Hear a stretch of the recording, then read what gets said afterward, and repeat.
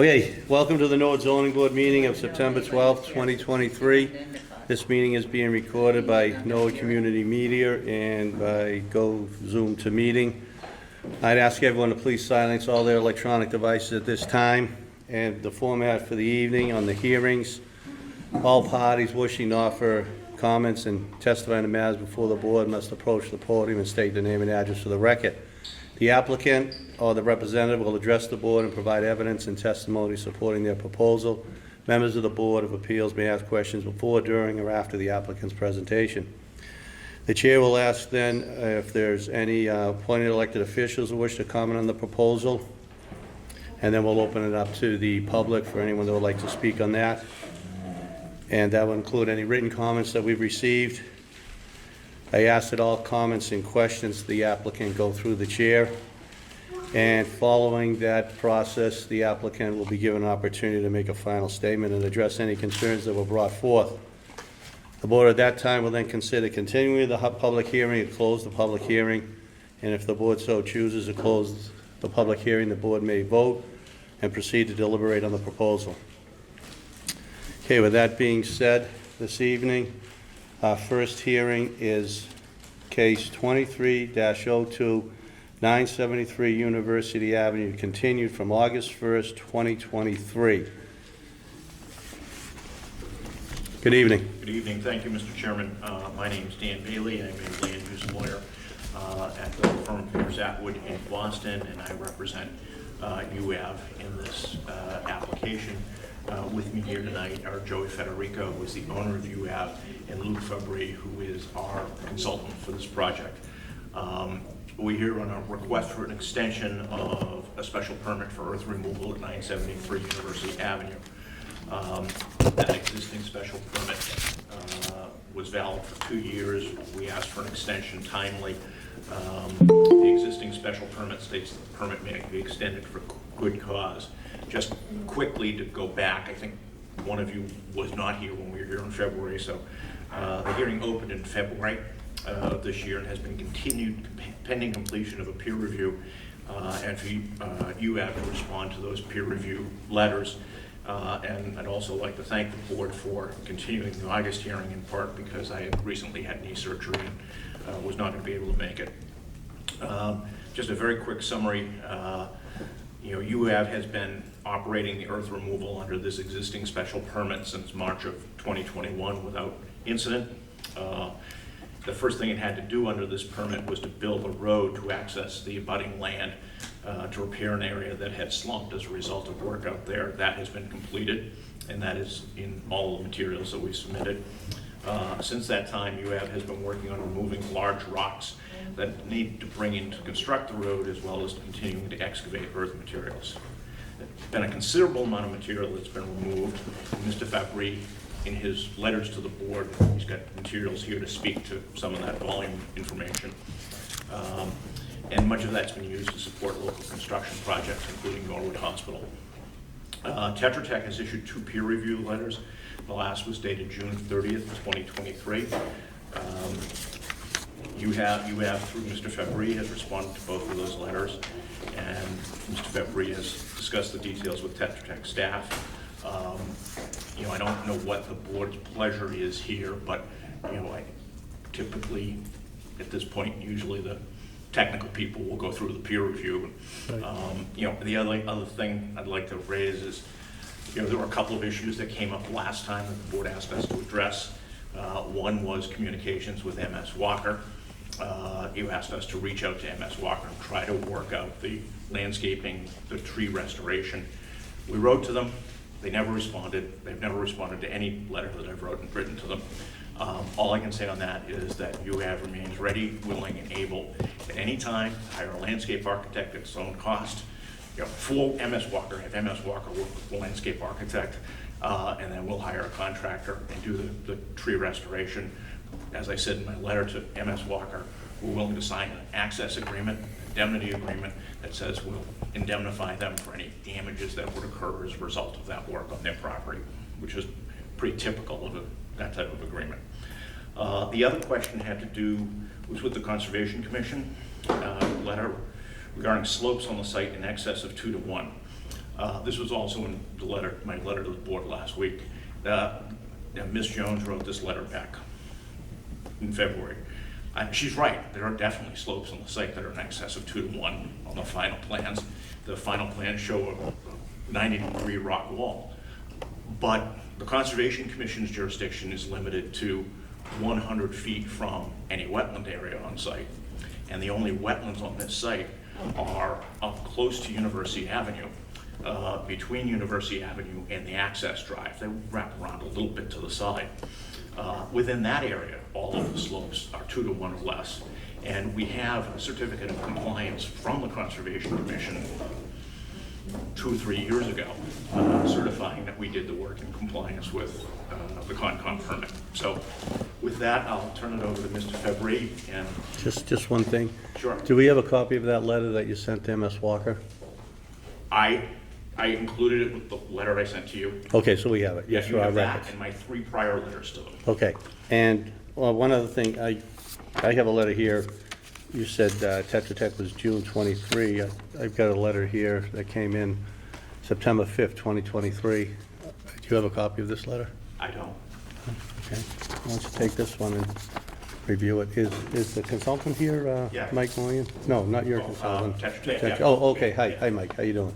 Okay, why don't I give you this? Thank you. So you can review that, and then you can return it to me. Let me take a moment and look at that. Mike, one copy from you. Yeah, thank you. Thank you.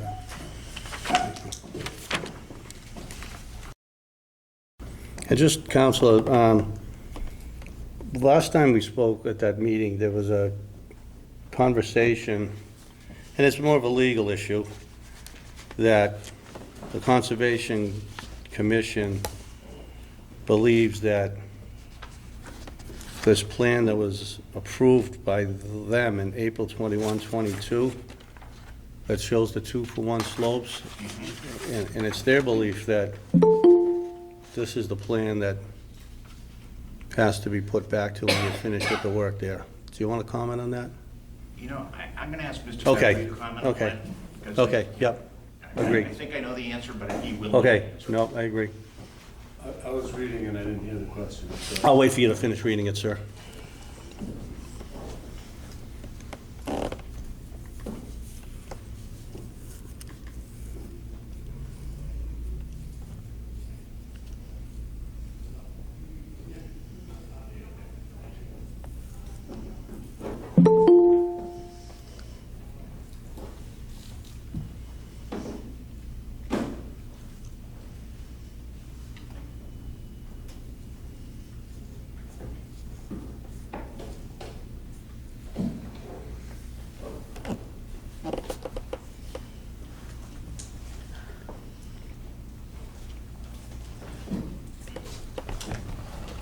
Thank you.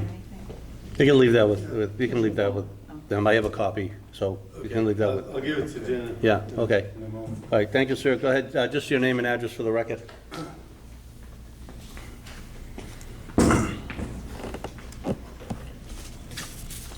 My name is Luke Fabry. I work for Geological Field Services, Salem, Massachusetts, and I'm a consultant to the UAV project.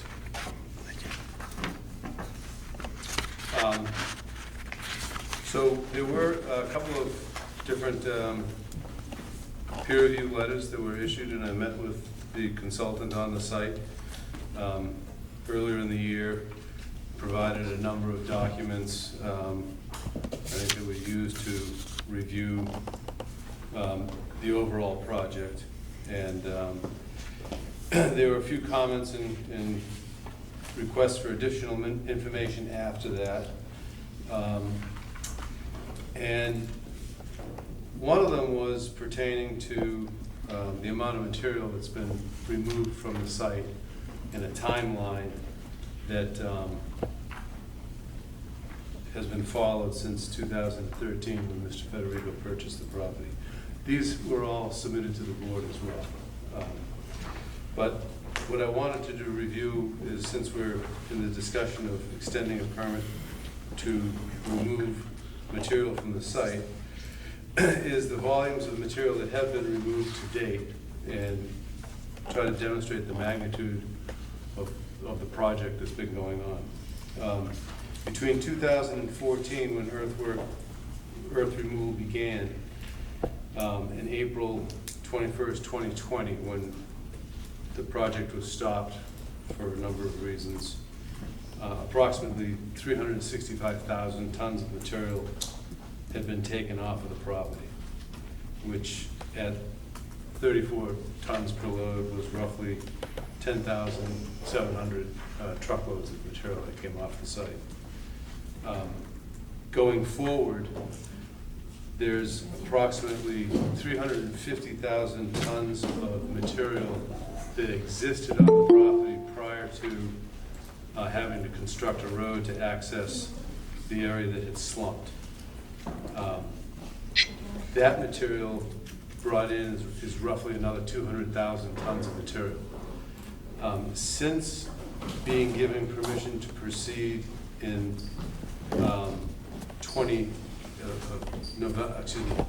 January of 2021, we've completed the stormwater upgrades.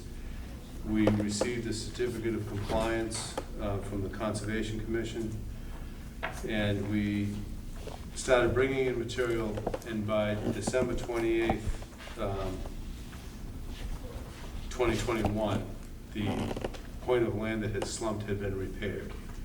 And then on March 2022, we began removing the stone that was brought onto the site and excavating sand from the top of the property.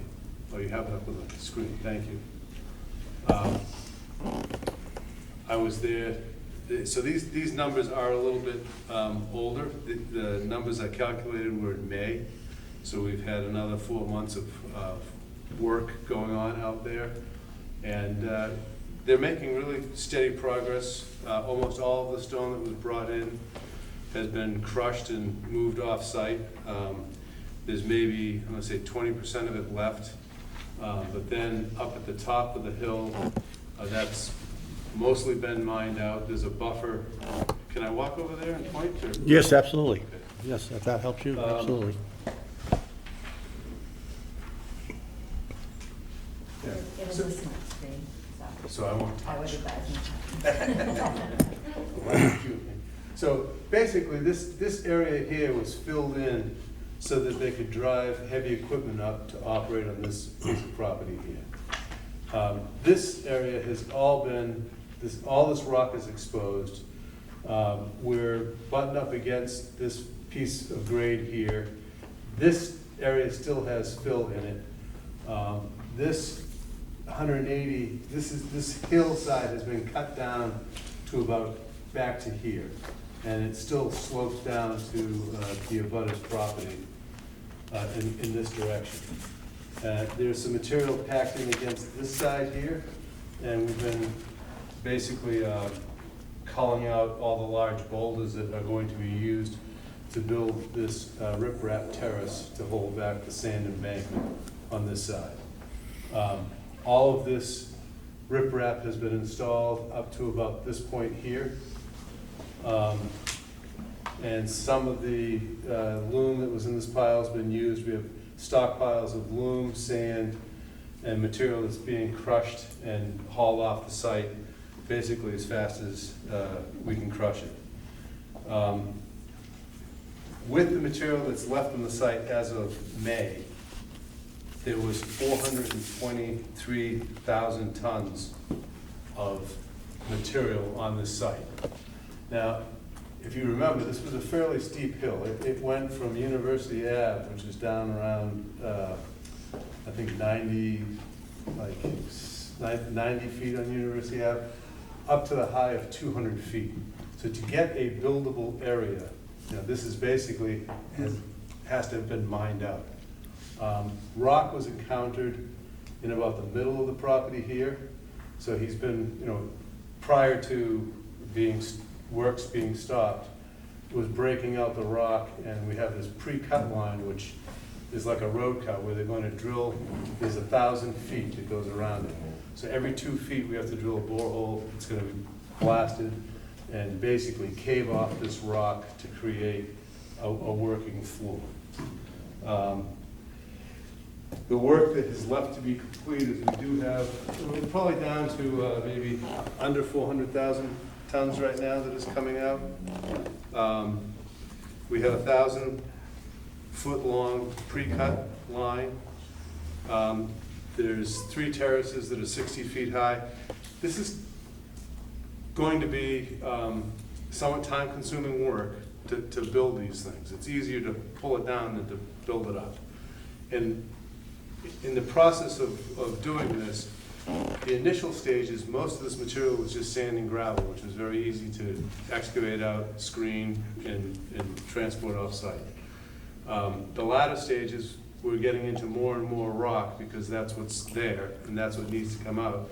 And it's just a slower process because it has to be drilled, blasted, broken into pieces small enough to go into the crush and then crushed and processed.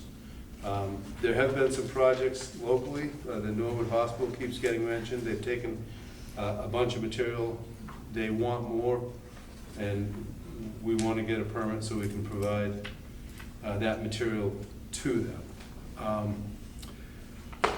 Some of the last, I'm just looking for the letter you just gave. So there was if you could put that screen back up, one of the things that was not completed with the peer review was this reclamation plan. Reclamation plan. And what we initially submitted before had a count of, not a count, but the types of trees that were going to be planted in the buffer zone, which we have a vegetative buffer zone that comes along this side of the property. And in our conversations with the board, my understanding was that the board was interested in protecting the view from MS Walker's property along this edge and along the driveway edge, because this entire hillside is treed. But we've continued the vegetative buffer up around this edge and then back in here. And I'm reading that on the comments here is, there was a discussion as to why there was no vegetative buffer up in this area here. And the comment is that this is a very steep slope, and we're going to be using stone to stabilize it.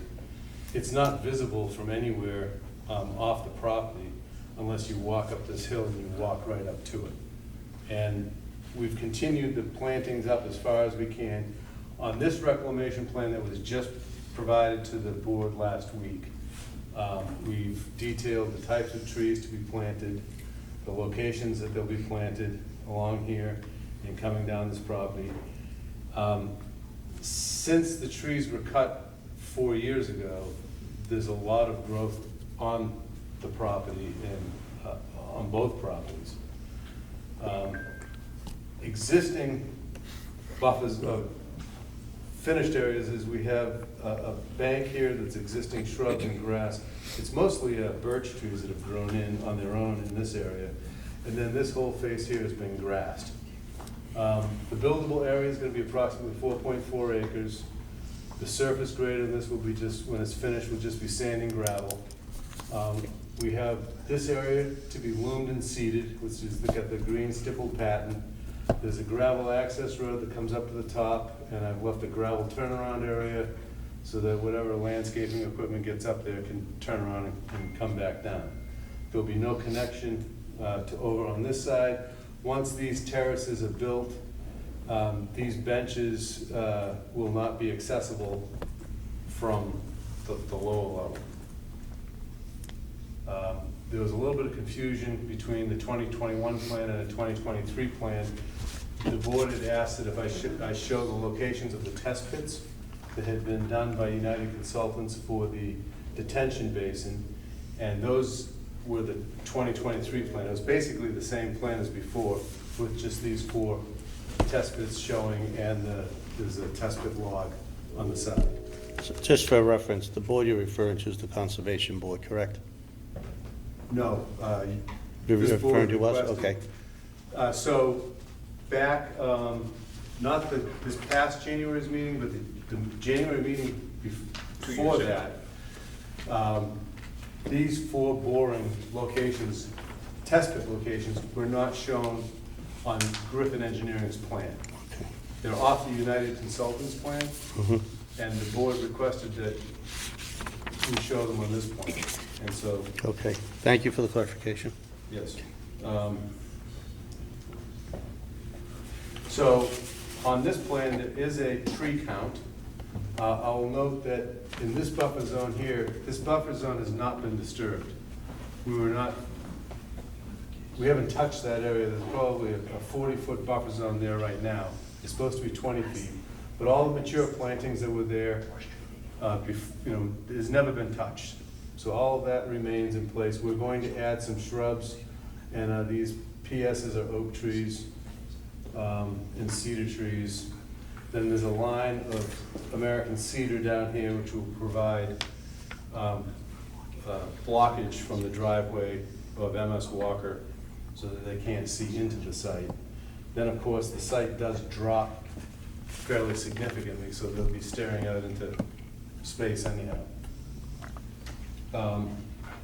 So the project has been moving on, I think, pretty quickly this year. Excuse me, Dan. Yeah, thank you. They've made a lot of progress, and I asked the board to consider the amount of material that's still coming out of there, and the fact that probably 80% of it will be blast rock that's left to come out, and then these terraces are quite high. They're not simply just building a terrace. There's going to be staging to get up into that area and to actually construct those terraces and bring them down. And I think that we've answered all the questions from the peer review. Matt can speak independently to that. If there's any questions the board has. Yeah, let me just ask the board if they have any questions, or would you rather hear from the peer review first and then ask questions? review. Yes. Peer review first? Okay, yep. All right, thank you, sir. Matt, You're welcome. name and address for the record, please. Yep, Matt Moynihan with Tetra Tech, 100 Nickerson Road, Marlboro, Mass. Thank you. Peer review consultant for the board. We've done a few peer reviews. At this point, as you know, three letters have been issued. Our final letter that we issued requested updates that post-excavation reclamation plan. We believe that the applicant's done a thorough job of providing the information we've asked for, specifying the number and location of landscape plantings in that vegetative buffer, identifying what the finished conditions of the entirety for the site, all the disturbed areas, finished conditions they're proposing be left behind when the earth removal project is complete. We did take a quick look at the plan today, and I did have a concern with their suggestion to have finished sand and gravel for the developable area. In my opinion, that's not a finished stabilized surface. Sand is an erodible surface. So we do have some concerns with that. I think it would be our preference to see that area be loamed and seeded, given there's no definitive timeline for development of the site. And there are a number of benefits to providing loam and seed from a stormwater quality and quantity standpoint. And it also really eliminates what would otherwise be a gravel pad, readily accessible and usable for production or other uses that may not be in line with this particular approval. In terms of the landscape plantings around the perimeter, there was a condition in your original approval that required a 20-foot vegetative buffer around the entire north and western boundary. As Luke had mentioned, there's the corner where the adjacent parcel had slumped and they put in a sheeting wall. Given that they're proposing 150 shrubs and roughly 20 trees, we believe it's reasonable for the board to consider some relief at that particular location. There were two specific recommendations for conditions that we thought the board would like to consider. The first being any decision to approve the extension or modification include a condition that no imported materials other than those required to comply with the reclamation plan be brought to the site for material processing without your prior approval. And the second being that right now, the condition number 4 requires an annual status report. That status report doesn't currently require a plan. We think it would be in the best interest of the board to require a status plan that updates you annually on the current conditions of the site. We would prefer to see that be signed and sealed by either a professional engineer or a land surveyor, really someone that's qualified to give you the information you're looking for. You know, what are the conditions on site, what are the relative elevations on site. We don't necessarily recommend it be a full-blown survey, but just some type of plan that gives you an idea of what the conditions on the site are. All right, any questions for Matt, Al, or G? Have you worked up any type of estimation as to when completion would be for this removal, in your professional opinion? We haven't worked up a specific estimation on the timeline, but I do believe a multi-year extension would be warranted given the type of material that they're looking to remove, the blasting work that would be required. And the 2 recommendations for those conditions would help the board, you know, have oversight over how the project's progressing.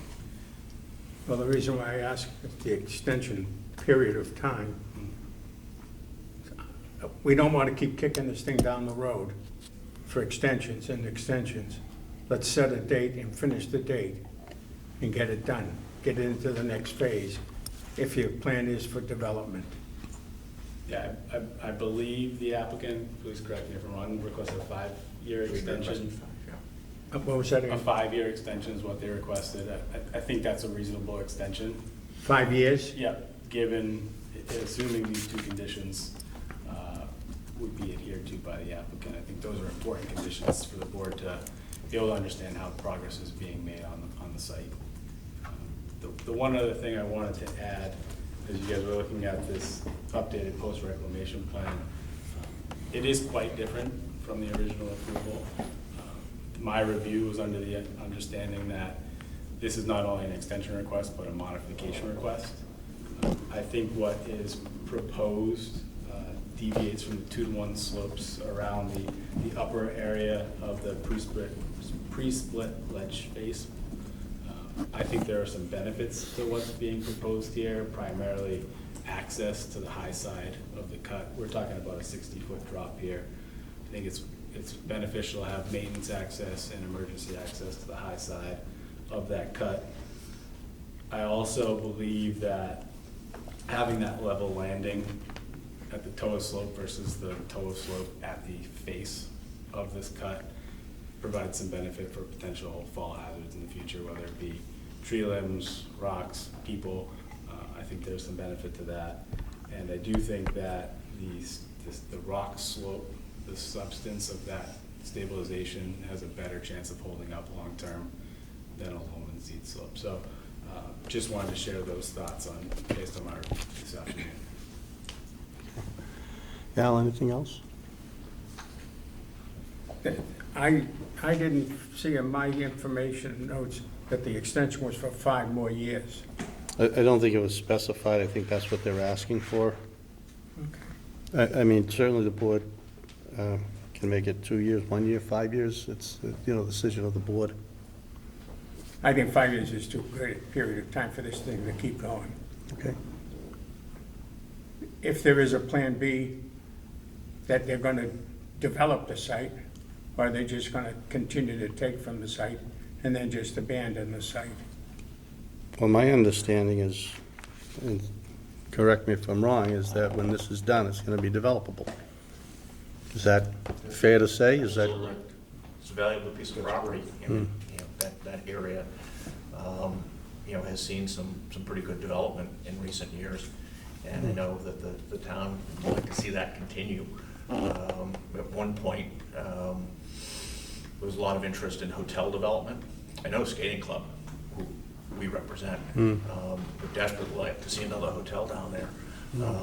And, that's a possibility here once we have a compatible site.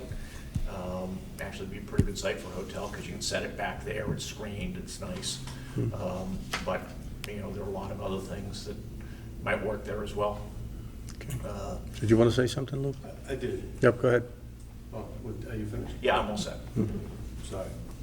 I just wanted to respond to one of the comments Matt made regarding the bottom of the, Right. of being sand and gravel. You were there after a very rainy week. There's no water in our detention basins. The only water that we get in our detention basins are off the paved roadway. Our main detention basin has almost no water in it ever. And I think that the sand and gravel would be, I don't think Joe intends to let the property sit feral. He spent millions of dollars on it. And has made millions of dollars excavating it. At a cost, yes. Okay, well, the board will decide what they want as far as the service. The 5 years I assume would be from January, so a year is almost gone off of our meter already. In your professional opinion, I think you told us there's 423,000 tons left. Roughly, yes. In your professional opinion, what's your time frame? And I'm not going to hold you to Yeah, it, but like, try to get some I idea. tried to, so when I pointed out the fact that just the pre-split line is 1,000 feet, when you do pre-split like you see in the highway, it's a boring every 2 feet. It's 10 to 12 times the diameter of the borehole, which is usually a 2-inch borehole. So on a 1,000-foot run, there's going to be 500 boreholes, in some places going through as much as 60. Okay, you're boring me with the boreholes. What's the time? What's the time? Try to give us some time I frame. think 4 years from now, Okay, like the 5-year that's all- program okay. would be reasonable. Okay. I do. All right, thank And you. then, just one other comment. Yeah. On the usability of the land. 15 acres were purchased. 5 are inaccessible because they're, they don't, you can't have access to it. If they had stopped at I got on Google Earth and I measured out where the stone started. If they stopped where bedrock stopped, you'd have a 2.1 acre site, Right. which is really not what the town is looking for. You want something going in there that's worthwhile. And even with all of this work, out of the 10 acres, you end up with almost 4.5. Yeah, okay. Before you go, Yeah. can you just speak to the condition about bringing in material and how we need to bring in material because it's part of? Yes, I process? mean, there's nothing that's going to happen like what happened to build the access road up to the top of the hill. But in the exchange of materials coming in and out, there are people who send rock in to get crushed and buy it back. So they're bringing in stone and leaving with a load of stone. And it's kind of it doesn't really slow him down from digging material out. But there is an exchange that takes place when doing this. So that's what you were referring to, Matt, that no imported materials? Okay, Right. okay, And the big import was to build this access road that went. right. But the access road is built. That's done and gone. Yeah. And almost all of that material has been processed out. Okay. Thank you. Al, anything further? I'm good. Shannon? Yeah, I guess just to get a better understanding, so the 4-year timeline, at the end of that, are we at that 4.4 acres, like, ready to be put out to actually be developed on? Or is that just the excavation is done in 4 years and then something more needs to happen in order to make the land prepared No, for then- development? Then you have a flat, building, it's not flat, it's graded, but it's gently graded. You have a building point that would be complete, yes. And then in terms of the rock material coming in, so do you also have a business where you're processing materials that are not excavated from the site? Is that what I was understanding? So, yeah, so trucks are coming in and out from construction sites, and they'll bring in material that they can't use because it's not geotechnically correct. It's either got too much sand in it, too much clay in it, or not enough stone in it. And so the processing that Joe's doing, he's producing what would be like DOT road base. It's a very compactable construction material. And like even the loom that's on the site is not, it needs to be cut with sand. We have plenty of sand. But there is material that comes in to help. So the sand has no cohesion value to it. It's like beach sand. And material is brought in and blended, not a lot, but there is some material that over the years has come in, been blended and processed and shipped out. But it's material that's not dug out from the Not site? generated on the site, correct. Got it. The issue that we had that set us back several years was, we brought in 200,000 Sure. tons because we didn't, It actually, couldn't communicate access with the neighbor. Right. it helps us produce a product to get off the site if we have the ability to blend it with some off-site materials. So it makes the, Yeah, can I? Name and address for the Yeah, record, sir. Joe Federico, I'm the owner of UF.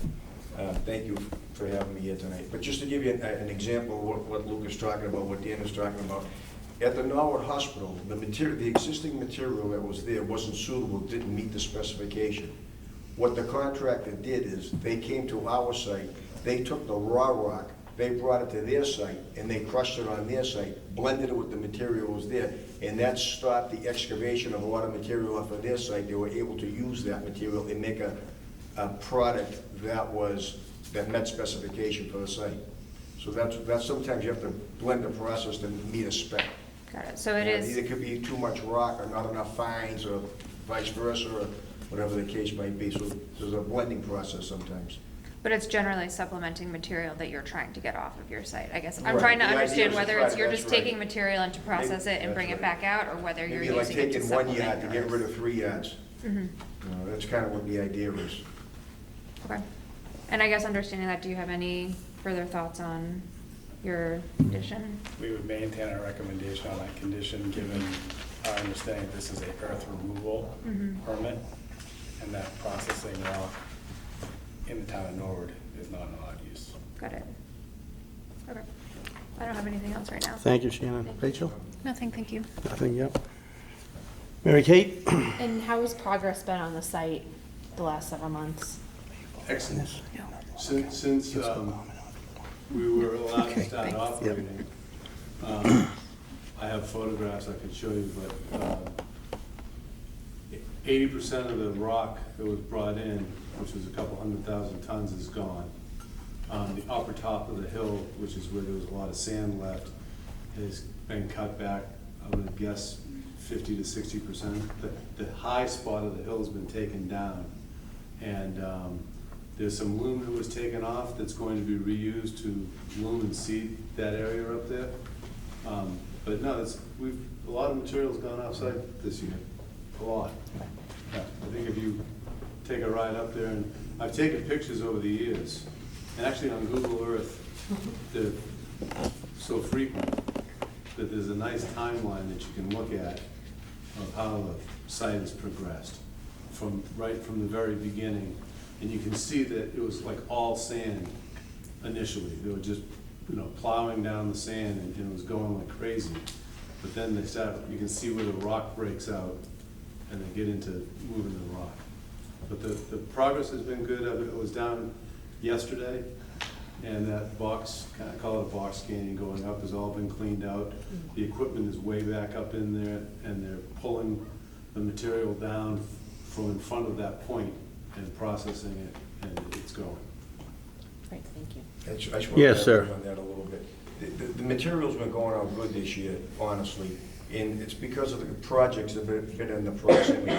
We've been selling quite a bit to the Norwood Hospital. We sold quite a bit to the contractor on 95 and Neponset. So we've had 2 projects very close to our. Now, in 2 years, am I gonna have 2 projects that are close to me that are gonna take material? I can't, if I had a crystal ball, I could tell you it'd be easy, but people aren't gonna drive 100 miles to Norwood to get material. There's a couple of local other projects that are interested in taking material. We haven't sold it to them yet because I don't have my permit and I can't commit to them till I have a permit, to be Okay. honest with you. One of those Thank is you. the middle school, right? Right. it's Thank a you. Copley School, I can't commit to it. Okay, thank you. Mary Kay? All set, Anything thank else? you. Paul? I have a couple of questions for Joe, and then I'd like to ask the consultant. Yes, sir, go ahead. Joe, let me ask you, so your intent is to do something with the property? Eventually, Paul, I have to do something with the property. I mean, So I- it's I not can't gonna leave- be a continuous No. earth removal? No, the earth's gonna run out eventually anyways. Okay, and you can't really do anything until the property's at in a certain condition? Exactly. Like Luke said, I mean, the less removal I do, the smaller the footprint is gonna be, the smaller the building I can put up. So I'm trying to maximize the site, like Luke said, we purchased 15 acres. At the end of the day, we're gonna end up with somewhere, I don't know, 4.5 to 5 acres only, buildable acres. So is it fair to say that you do need people like the Norwood Hospital and the junior high in order for you to reach your goal? Yes, I do. I have to have a location for it to go to. You know, I have to have a location. It has to be saleable. Thank you. I mean, I'd like to ask Matt. Yes, go ahead. So Go ahead, you're Paul. with Tetra Tech, am I right? Correct. So you're basically protecting the interests of the town, am I correct? That's what We, I'm here for. on the recommendation of the town council to us, was to hire a peer review. So he looked at it independently Correct. and not in the best interest of the applicant. Is that fair to say? Okay. Yeah. So you reviewed everything, and you understand the site, and you make two recommendations for this board. The first one I completely did not understand. The second one, so I'm gonna ask you to explain that. Absolutely. The second one, I understand that you'd like to see plans so that we can always see what the condition of the site is. I understand that. But can you explain the first condition? Yeah, absolutely. So the first condition is primarily to truncate the duration of earth removal on the site by eliminating the potential use as a processing facility. So by not allowing material to be brought on site to be mixed, which would be inconsistent with an earth removal special permit and more of a processing use, which is not allowed in town. By having that condition tied to the permit, it eliminates that, it's a little bit redundant, but it eliminates their ability to bring in material to mix with what's on site, process it, and then sell that material. That'll help truncate the timeline for earth removal and get you a developable site in a shorter term, assuming there's a And need for the in material. your professional opinion, when do you think that the applicant will be ready to do something with the property? I think the 5-year timeline is a reasonable extension. When the property will be ready for development, it's gonna be contingent on the demand for the material. Like the applicant is saying, if there's no demand for the material, it's gonna take longer to remove it. But if the demand's there, and it sounds like there's demand there right now, the material's gonna move a little bit quicker. Thank you. Yes, sir. Just quickly, I'd like to respond. Yes. And follow up to Matt on the zoning issue, and apologize for getting into wonky zoning issues, but he is correct that under the current bylaw, processing is not allowed, but that was an amendment, I think about 3 years ago. We had filed an A&R plan, so when we came in here for the revised special permit amendment in 2021, that was under the prior bylaw, which did not prohibit processing. So we had a use freeze, so that crushing prohibition does not apply to us under the zoning bylaw. Does that help? It helps, I'm not sure. I mean, that's really something that council would have to address specifically. Yeah. I mean, our town council would have to address that specifically. I understand. And I mean, to see whether or not that does apply or not. I think Sarah, did you have something on this, Sarah? Yeah, you know, my view on that is, I think that's a defensible argument if you were to receive a zoning violation for the rock crushing activities that you're saying are occurring on the site, which under the current bylaw are not permissible. But for the purposes of the ZBA, you're asking for an extension of time to complete this project, and I think the ZBA does have the authority to determine whether or not those activities are in the best interest of the town. They're being asked to extend a special permit where they have to be able to make a finding that it's not more detrimental, you know, and I think if they found that that activity, which is now not allowed, in our zoning, would be more detrimental, and I do think you would have the authority to make that condition, and I would support the recommendation from Mr. Moyen, if you were to approve an extension with this modified reclamation plan.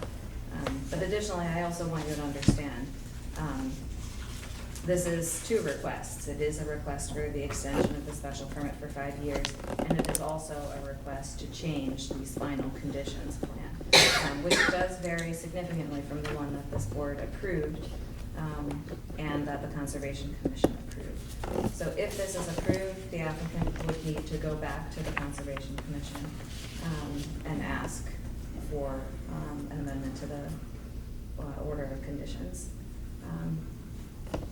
I have some concerns about that.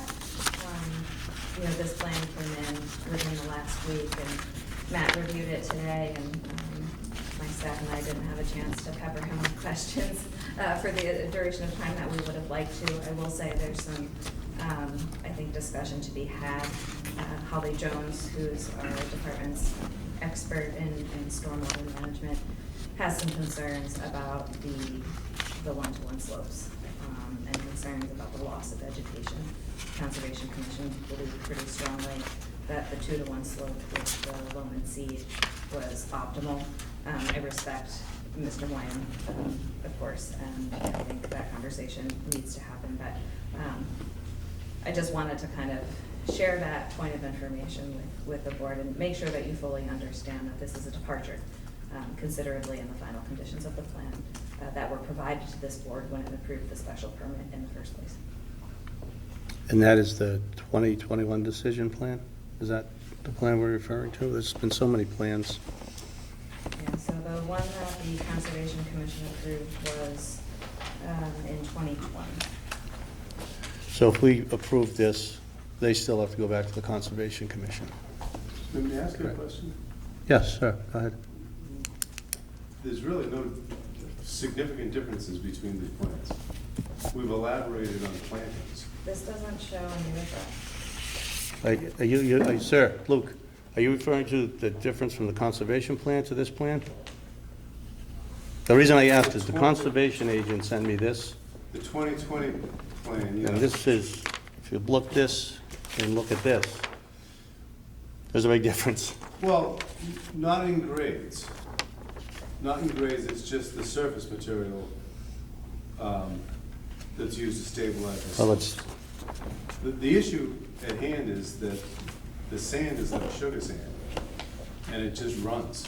Right. And where there was soil placed at the lower end is already basically slumped off, it was taken off. And it's riprap. Yeah, there is more riprap going up that side slope. It was just never shown on the United Consultants plan or on this plan. We've elaborated on that as we've been going forward. But just so you understand, I think what Sarah was saying, if we approve this, you have to go back to the Conservation Commission. This isn't that's, I think, the recommendation that I'm hearing. ZBA has the authority to accept, this and incorporate it in their approval of the extension. But that would not be your final step. You would also need approval from the Conservation Commission. Conservation Commission has its own jurisdiction. They're not obligated to approve it just because ZBA did. Similarly, you're not obligated to approve anything just because Conservation did. You each have separate, review Okay. authorities. But if Conservation didn't approve it, then you would have to return to ZBA. This applies to areas outside of the Conservation Commission's jurisdiction. Is that what you're telling me? I am. So at any property- Conservation's order of conditions refer to any changes on the site that would change the hydrology of the site. And it's the opinion of our conservation agent that these changes, even if they're not in the wetlands area, would change the hydrology of the site and necessitate a return to the Conservation Commission. I understand you disagree with that interpretation, but And it's I'm the never messenger approved. here. That But would you be the can, position you can of the take town. that I'll up take with that up the, with you can them. take Yeah, the I Conservation understand. Commission. I Yeah. just have a couple of questions on this plan notes 4, slopes shall be seeded with round stone native seed. You're gonna seed the top of the slopes, is that how I understand that? Yeah, could you throw that, Yeah, can we throw that back up, Sarah? That's the one that we're voting on, is 9/6/23. thank you. So where will you be seeding? The seating area is this green stipple pattern where it says lumen seed. Okay, Up on, this is an embankment that is outside the vegetative buffer zone, but is suitable to be sloped and seeded. okay, Then the seed will continue across this slope here and over a portion of the upper level where we were gonna make a gravel turnaround. That's the lumen seed area. This is all loom and plantings, shrubs and trees. okay, This is existing right. grass, and this is existing shrubbery and more grass. This is Okay. the 100-foot buffer zone. Right So- there. So to get up to that area, there's gonna be a road on the left side, that area? This No, is- not that area, the area in the back where they wanted the turnaround? This is the road. Oh, that's the roadway. This is the road. Okay. It goes up Okay. this embankment. There's gonna be a fence there, or a guardrail or something? There's going to be these little tabs are all stones. Yeah, okay, There's a line of stones and there's a fence. okay, Yeah. okay, And right now, there's a fence. Right, Around around the the perimeter, property, which, right. from time to time I walk and it's intact. oh, appreciate that. That fence, I believe, is permanent. Yes, That- that's where yeah, it's from. Yeah, that goes all the way around. yeah, that's in pretty good shape, that Yeah, fence. and then there'll be a restricted access. You won't be able to get up this by vehicle anymore. I mean, you can always walk up it. But then there'll be a fence line that runs along the roadway up to the top and across. Okay, It comes up to here. The pink line is the fence. okay. All right, thank you. Before I give my thoughts, we'll hear from any members of the public that are present, or any elected officials that are present. We'll open up that portion of the meeting. Is there anyone here that wants to speak on this matter? Is there anyone on Zoom GoToMeeting that would like to speak on this matter? Okay. All right. Chairman, Yes, can I ask yeah, one more yeah, question? absolutely. And that Connie you just talked about, that won't be accessible, that has the 180 to 200 foot elevation change in that back spot. You've driven some pilings to retain the stuff that backs up to MS Walker. We're talking here? No, up higher, yep, right in that, area. This. No, Yeah. down a little bit to your right now, Right at the top. Right in there? yeah. Yeah. To retain that, you've driven some pilings I saw today. No? Up here? What's retaining that? I think he's talking about the other corner, where we fixed the corner. This corner, The 6.2 square. this piece right here has sheet piling and a retaining wall that was installed. Okay, It was I'm off a little bit, then I'm, like a half a dozen feet that, it was starting to slump. It was gonna continue to slump. 6 or 7 square feet had already fallen down, but it was going to continue to slump because the sand was just running down the hill.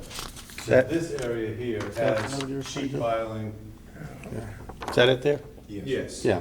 Now, that was bloomed, and trees were planted on it, and there were white pines and blueberry bushes. We didn't plant the blueberry bushes, they reseeded.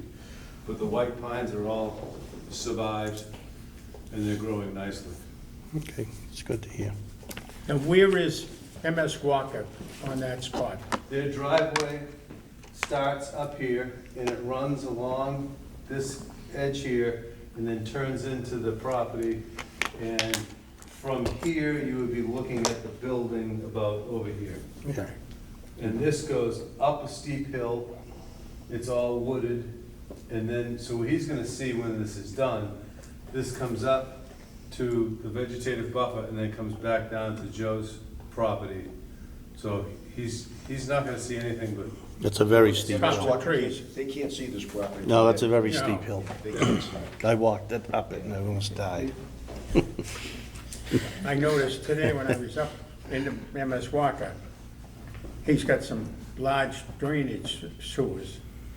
Do you know, has he got underground tanks that he's holding that back? I have no idea what he does. It's all very well drained soil. It's all like sand with very little silt or clay in it. That's why I said there's not much cohesion, because there's just, it's not that well graded.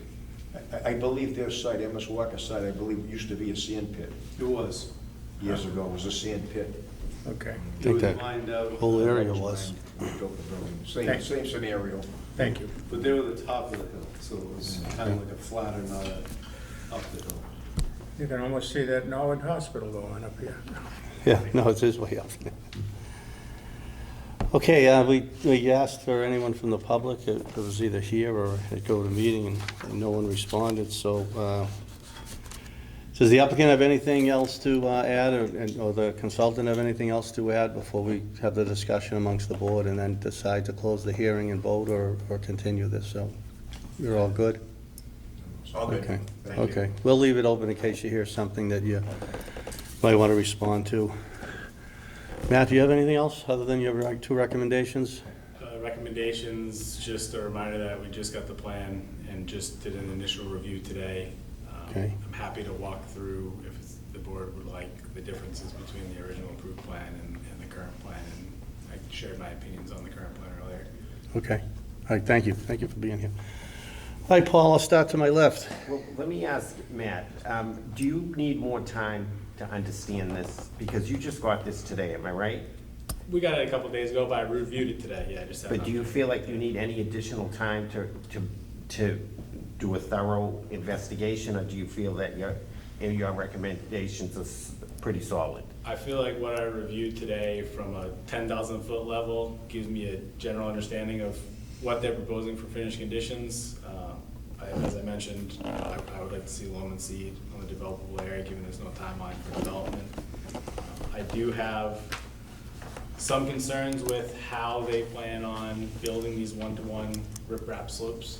There is some detailed information provided, but it's not entirely clear to me, the stability, and I'm not a geotechnical engineer, I'm a civil engineer by trade, so I do have some concerns. I certainly understand that they intend to build this correctly, but I think that's something that may warrant a little bit more attention, given the change from a 2-to-1 slope to a 1-to-1 slope.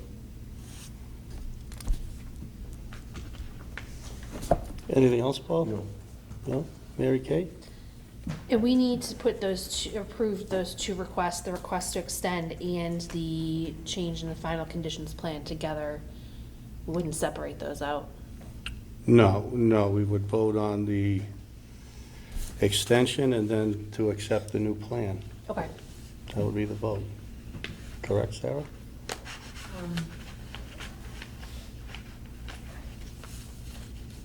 The request and the application was for a modification in the form of an extension. There was no formal request to change the final conditions plan.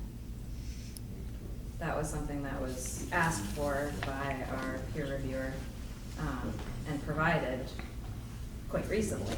Yeah. But that wasn't requested in the application, and it wasn't advertised. So I think I would feel more comfortable checking with council on that, just to make sure that procedurally we've checked all our boxes. I think you could approve it in the course of this hearing. The way our legal notices are written do allow you to, grant relief as necessary. And this isn't a separate form of relief, it's just an updated plan, so I think it would be fine. So this would be, this would be considered a modification, which they did ask for, right? They asked for an extension. That was all? That was all. But you're saying under unnoticed, the way that it's written, we could move forward if the board felt that's what they I wanted to do. believe so. Okay. If you did decide to continue to allow Matt more time to review the plans and maybe some technical questions to be answered more fully, I would take advantage of that time to just run it past council, to make sure that nobody's in jeopardy of the decision being tossed, which doesn't benefit the board. No, I mean, I understand what you're saying. I'm very comfortable with the notice. You know, the very good law that says, you know, notice is just, has to be general notice. And, you know, your notices are pretty specific about place, what's going on, all that kind of thing, so. Okay. Anything else, Mary Kate? That's it for right now. That's it. Al? I'd be more comfortable with the continuance of this meeting, Mr. Chairman. Okay. I agree with Sarah, more time for review and clarification from town council to make it all work. Okay. Shannon? And just for clarification, it sounds like is it Mr. Moyen? Sorry, your review maybe is a slightly different impression than our Concom and like our town experts review on sort of the sufficiency of, or the changes and implications of the plan that we have before us now versus the plan that was originally approved. Is that an accurate characterization, do you think? So I would say, feel free to jump in here. I'm reviewing this with blinders on from a Right. ZBA perspective. Right. So I'm not necessarily taking into consideration any prior Conservation Commission approvals. Sure, got it. My understanding was the extension ultimately included a modification to the final conditions. Mhm. I took that at face value. Yep. Putting aside what was previously approved, Mhm. you know, sharing my thoughts on the current proposal. Got it. And feel that. It was something that was it's- like it's a- technically achievable Technically in achievable. the amount of time that the applicant was asking for. Yeah, and the final conditions for the location, you know, along University Ave, a lot of industrial, commercial Mhm. type uses. You know, a rock stabilization has some benefit. Mhm. Access to the top of that slope has a lot of benefit. Mhm. Adding trees and shrubs is a plus. Ultimately, I think it's a solid reclamation plan Got for it. the site. A Got little it. more detail on how they intend to construct and stabilize those one-to-one slopes Mhm. would be appreciated, and I think it would be a good thing for the board to consider. Mhm. 1.5 to 1 slopes is a fairly common steep slope stabilization. 1-to-1's starting to push up against some more specialized finishes. Mhm. And I don't necessarily believe we have that level of detail should the board want to have a review. Okay. Nothing for me. Okay, thank you. Rachel will not be voting this evening. Well, here's my thoughts on this. Right now, permit expired in January, right? So we've been going at this a while. What I would recommend, and of course it's up to the board, is that we extend that permit 1 year. And that gives the applicant a chance to continue the work there in a legal basis, because right now, we're in kind of a limbo with that. And then he comes back here in January when that expires, and then we'll make I would hope, the final vote. I really don't have a lot of problem with stuff coming onto the site, but only if it doesn't delay the 5 years. Because if I'm still here in 5 years, I will not be voting for an extension on this. And I'll be, and God willing, I hope I'll be here, and the selectmen will reappoint me when that time comes. But understand now that the continuance, I would rather just, let's grant them a 1 year, and it's retroactive to January. It would expire in January. You would have to come before us in January. And at that point, you would have enough time to review everything, the new plan, the slopes, and make recommendations on the 1-to-1 slopes rather than the 2-to-1. And then we will, I would hope, take a final vote on this matter. It's been, I mean, this is one night, and back in my car, I got a box of these plans. I'll be, quite frankly, you two guys do a great job, but I mean, I get a little confused with all the dates in the reports. Just one comment Yeah. regarding the plans is, Yeah. I had originally resubmitted the plan that was approved as the post-grading plan to the board after Matt asked me about more of a reclamation plan. Is that the plan from 3/24/21?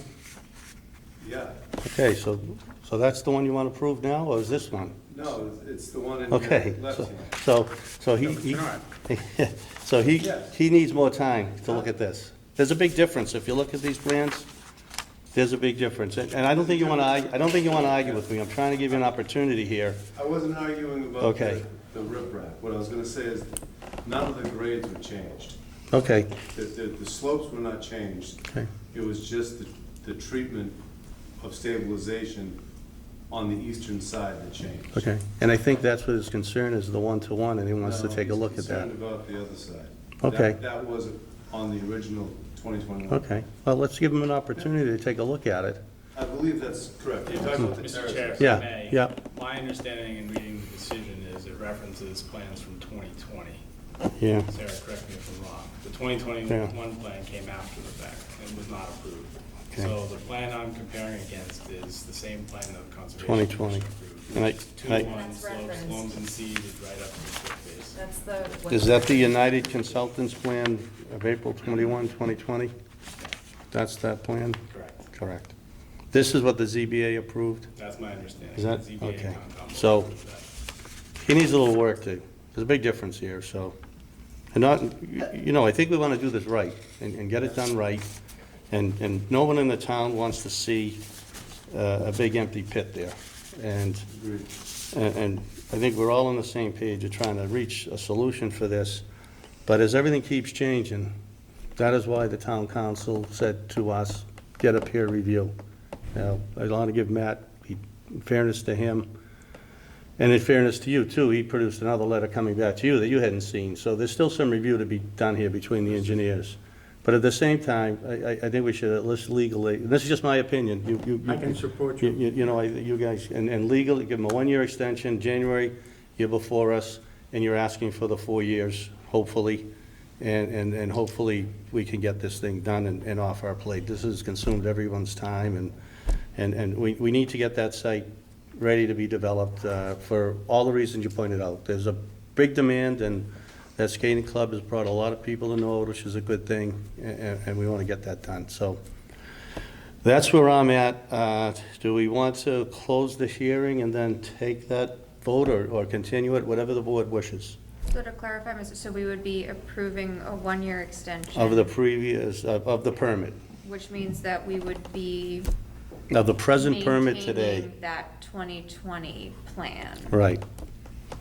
And then they would have an opportunity to come back in January with that. I'm just trying to figure out, how does the revised reclamation plan factor in now or in January? Yeah, well, Alternately, we're approving a new plan, which I- then do we not have the opportunity to re-comment on? oh, no, we're just extending his permit for 1 year, from retroactive to January, and then it expires in January, and then hopefully, new plan will be before us. And what we would do is in probably December, usually it's at least 30 days ahead of time, we'd come in and request a further extension and a modification of the plan, so we don't have any questions about, crossing the Ts and dotting the Is procedurally. My thoughts, Mhm. honestly, are that we are close enough to the finish line on this one. If you continued it tonight, you'd be looking at continuing it to a November meeting, just given the way our agendas are lining up for October. That would give plenty of time for the materials of the riprap to be, reviewed and those conversations to happen, for you to get a comment letter from the conservation agent, or any other town staff who wanted to weigh in on the matter. You'd hear that in November and have the information you needed to take a vote that might extend this project for 5 years. Is that okay with A you? one-year extension brings them back a month later. Yeah, essentially. I'm fine with that. They're operating legally right now. They requested this extension in a timely fashion. So the fact that it's after January, this board has chosen to continue these hearings. So they're not out of Okay. standing there. Is that okay with you, It's fine. you guys? Is that okay? Yep. Our consultant, Matt? Yeah, absolutely. Okay, so planning department has recommended a continuance to our November meeting. What is the date of the November meeting? First of all, The while you look that date up, can I have a motion to, no, we leave the hearing open because we're continuing it, okay. So for what reason are we continuing it to November 14th? For I'll the, be here the 14th, I'm sorry. Okay. I'm in Michigan all right, from the 9th to the 15th. all right. Is there any room in that October I don't 24th? know if you need me. Or after? Is there any room in that October 24th We meeting? haven't been able to confirm an October 24th meeting because Yeah, I'm not- Shannon I'm won't not be here the able to 24th. attend. Okay. And Al will be out of town, correct? It's October 24th? I can log in from Florida. Log in, okay. Are you available Won't we be available In October October? 24th? for October 24th? Yes, I'm available. We would still have someone do the Mullen Rule though, So we right? would still need a fifth member. Hmm. We could use an associate and Mullen with him for that fifth, if that's. I mean, could we go to another date? We can go to Or this, we can do What- December. we can go to December. I mean, I hate to bring in an associate, I mean, this is complicated. It is. I mean, I just don't think it's fair to a new associate member to take on. Put them right in the line of fire, right, Paul? If this was my first meeting, I 4 think years I'd of run. place. All right, so let's, what's the date of the December meeting? December 5th. December 5th. Luke, will you be there? Yes. Okay, Joe? I'll be here. Yep. Council will be there because you're gonna get paid. I apologize for the- You won't be there, is that what you're telling me? No, I'll be Okay. there, but if I may. Yeah. Just a suggestion on the November meeting, I know Luke said he would be unavailable. Given it's 2 months from now, I would be cautiously optimistic between their consultant and our team. We may be able to come to a conclusion on the one-to-one slopes Okay, and make our recommendations in a letter that would not necessarily require a meeting. okay. Let's have Luke May here. warrant continuing. Let's have Luke here because he likes to argue with you, so I don't want him, Nice right. I don't want him to say that he wasn't here, yeah. So, well, December 5th works for everybody. And just Yeah. so that we're clear on the reason for continuance, the outstanding items that you're hoping will be addressed in that time are further discussion on what a more stabilized slope composition would be, whether it's the riprap or the original approved plan 2-to-1 loam seed. It really comes down mostly to that, correct? You're comfortable with the amount of time that's being requested, Yep, hearing you say that you Yep, and, would be comfortable with the modified plan if you received some assurances Yep. that. yeah, and I just think on that, the imported materials, as I said, I'm not so much against it as long as that's not taken away from what the main goal here is for you to get that ready and developable. And to your point, is really 4 years. So if it gets sidetracked because you're doing others crushing and not crushing on site, I have a concern with that, so keep that in mind. And you guys can speak. So I would entertain a motion that will continue this hearing to December 5th, 7 PM at the Norwood Senior Center. Is there a motion? Moved by Shannon, is there a second? And by Paul? Paul? Yes. Mary Kate? Yes. Shannon? Yes? Al? Yes. And the chairperson votes yes. Thank you, everyone. Thank you. Thank you. Good night. Yeah. Thank you. Okay. Let me find my stuff here. Where's my agenda? Did I put it in here?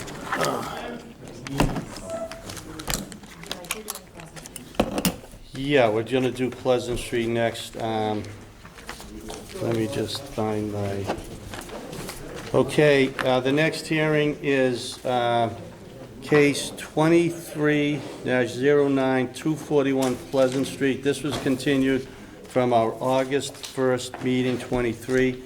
Mary Kay Daly has reviewed all of the prior recordings of the meetings and has signed a Mullen Rule waiver, so she will be sitting along with Paul, you're sitting on this, Yes. correct? Paul, Shannon, you're sitting in this? Shannon and Al, you're not, right? Correct. Correct, okay, so the 5 members have been appointed, and Mr. Hearn. Good evening, Mr. Chairman, members of the zoning board of appeals. David Hearn Jr. of Ellerman and Corral at 30 Walpole Street here in Norwood. on behalf of 241 Pleasant Street LLC, which is the applicant in this matter, and the owner of the property at 241 Pleasant Street. With me this evening is Mr. Edward Musto, who is the principal of that limited liability company. We've discussed this matter a couple of times, most recently on August 1st. Ms. Daly was absent that night, and one of the reasons to put the matter over to tonight was to allow her to review the record and go forward with the 5-member board. And the discussion, I think, having reviewed the recording of it recently, the discussion involved, to some extent, parsing the statute and looking at the question of does this application satisfy the requirements of the statute for the grant of a variance? And in particular, this case is a little bit unusual in that we're not talking about soil conditions really or topography. We're talking about a structure, and that there are circumstances relating to this structure, which is a 206-year-old house at 241 Pleasant Street, and that those circumstances are affecting that property, but not affecting generally the zoning district in which the property is located, and that a literal enforcement of the zoning bylaw with respect to that property would create a substantial hardship, financial or otherwise, to the petitioner. And the other requirements under the statute deal with the question of whether desirable relief can be granted without substantial detriment to the public good and without nullifying or substantially derogating from the intent or purpose of the bylaw. Now, those latter two, in terms of the purpose of the bylaw and substantial detriment to public good, I think we pretty much all agree that those aren't impediments to the board approving this. What we have here is an unusual house. Unusual in terms of its age. It's been noted in the record that it is the only house with 2 brick gable ends in the town and perhaps in the near vicinity of towns around us. It's been noted as historic. The Historical Commission has asked in correspondence with the board to see what can be done to preserve this house, which my client has owned for a number of years. You may recall that we discussed at the prior hearing that this house actually used to be substantially larger, and but for the removal of an L that was unsafe, not in good shape, it's actually sitting on the ground. My client removed that years ago. We wouldn't be here looking for relief to allow the expansion of the house, because with the L, we wouldn't have violated the 50% rule that is applicable to older homes in the general residence district, allowing the conversion of them to 2-family homes. So we're looking really at the question of what is the connection between the circumstances of this structure that would make the literal application of the bylaw result in a hardship. And the circumstances of the structure are an old house, one of the older houses in town, unique in its characteristics, that is not in great shape. And my client proposes, as a way to preserving the house, in addition to the house, that would make it more financially reasonable to maintain and enable him to more easily maintain it. But that the bylaw requirement of 15,000 square feet for a 2-family house in that district, or looking at it the other way, the limitation of an increase of no more than 50% in order to take advantage of the exception for houses that existed prior to July 21st, 1927. The application of either of those rules prevents him, without a variance, prevents him from adding on to the house as requested in a way that would help to preserve the house.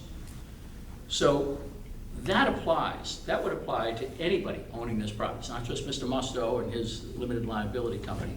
It would apply to anybody owning this house faced with an old house that needs a lot of work, and we have testimony about that.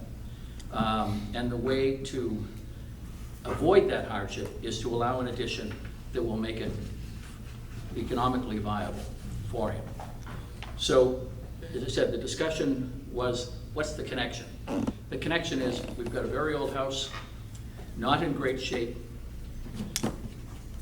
unique in its style and type of construction. This condition, or these conditions and circumstances, and the statute refers to circumstances relating to the structure, do not apply or affect generally the zoning district in which the house is located. There isn't another one like it. And that is what leads to hardship.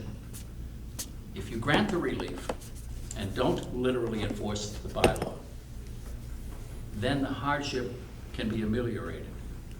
If we don't get the relief, that would allow the extension of the house as requested. And if the bylaw is literally enforced, then the hardship remains. What that means in the long run, we don't know, but the hardship remains. And that applies to any owner. It's not just Mr. Musto. If John Smith bought it, Mary Brown bought it, they would be faced with this same situation. So the hardship is not specific to this owner, it's specific to this property. How do you preserve it? And he's come in with a plan of how it can be preserved by adding on a similarly styled extension.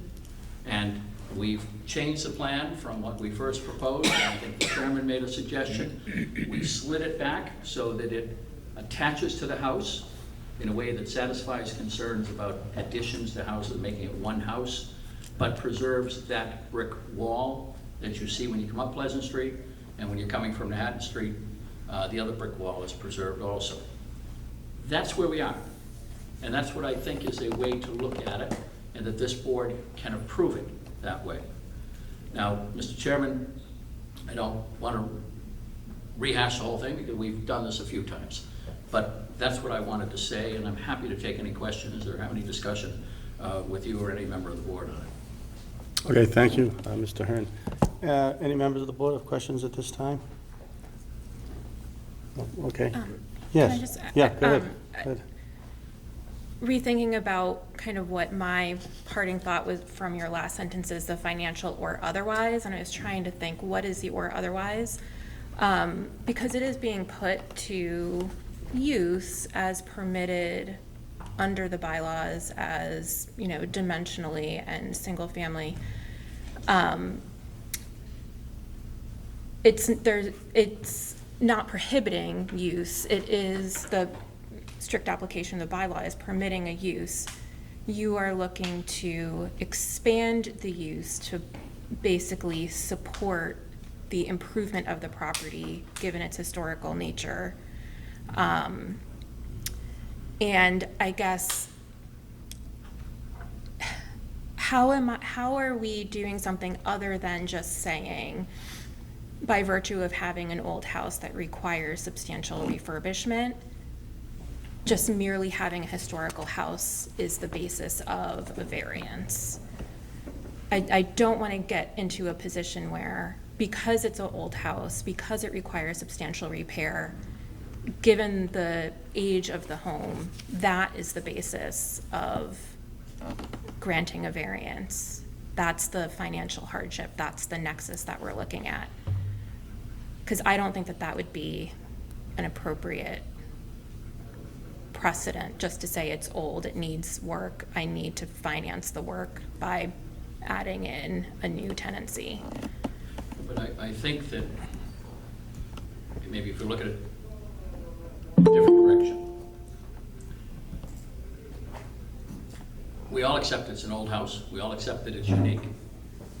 We've been told that by the Historical Commission and all that. But what the statute talks about is it refers to circumstances relating to the structure and especially affecting such structure, but not generally the zoning district. So what are the circumstances?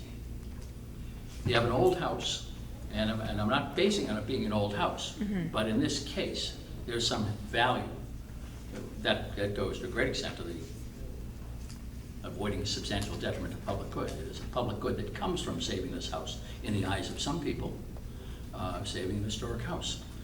But the circumstances of this particular house, and that's the case before us, this house, can it be saved? And Mr. Musto's come in with a plan that says, by which he says, if I can add on to this house an addition of sufficient size, I mean, we could add on an addition that's 1/4 the size of what we're proposing, and wouldn't need to come to this board for that. But that doesn't solve it. So what is it that's causing the problem for him? It's the literal enforcement of the bylaw. That's what's causing, because the literal enforcement is limiting the size of an addition that he can put on. So you're being asked to not literally enforce it in a way, and that solves the financial hardship. I mean, the statute says substantial hardship, financial or otherwise. So it can be financial, or it can be other. You know, sometimes it has to do with design issues or placement of the house. We're not talking about those conditions here. We're talking really financial hardship to avoid that. So if your concern is, well, this means anybody can come in and make an argument that I got an old house and I need to do something with it because it's costing me a lot, and boy, if I can add some rooms and a big addition, I'll be able to rent it out and make money and everything will be fine. This is different. This house is different. This house is unique. And we're told there's not another one like it around here. So if you look at those conditions, those circumstances of this house and what's been preserved, because the L couldn't be preserved, and you grant the relief, then you avoid that that harm that flows from the literal enforcement. So the connection there is relief from the literal enforcement produces the good, eliminates the substantial hardship. There is no detriment to the public good, and it does not derogate from the intent of the bylaw. Now, our bylaw doesn't refer to historic, specifically to historic considerations, but the bylaw talks about the welfare of the town and its inhabitants in the purposes clause. And this is something that many people see as doing that. So, yes, it can be looked at as kind of a tough case, but I think this is such an unusual case. And the solution involves economic considerations, but financial or otherwise involves economic considerations. And I think that you make that connection. If you say, no, we can't do this, we can't go beyond the bylaw, then the result is he has a house that is really a money pit, and maybe you can't save it at some point and say, this isn't worth it, it's an old house, not that big, I can't keep doing this. I'm gonna move on to something else. But you will avoid that hardship with the grant of the relief requested. I mean, I think that's the way to look at it. All right, And I thank you. think there is a connection there. Thank you, Mr. Yeah, anything else, Rachel? Kind of assuming those three independent conditions of the variance are met, the unique structure, the financial hardship, the nexus. I pulled that case that was recited in one of the earlier cases of the ZBA some years ago, in which the requested relief was denied with respect to the creation of the harm by reducing the size of the lot, which seems not entirely, it's looked on very disfavorably by the courts to basically create the harm by conveying a portion of the lot to the abutting condos or other development for purposes of making that development more financially profitable by making them larger. So even assuming that all of the conditions of the variance are met, how do we get over that hurdle that the lot is smaller by the proponent's actions? At the time of that conveyance for the condo development, the house conformed to the requirements of a single-family home. Was a house that existed prior to July 21st, 1927, and was a much bigger house. The necessary demolition of the extension, the L of that house, is what puts us in this position. If that L was still there, but that was a safety issue, that it had to be taken down.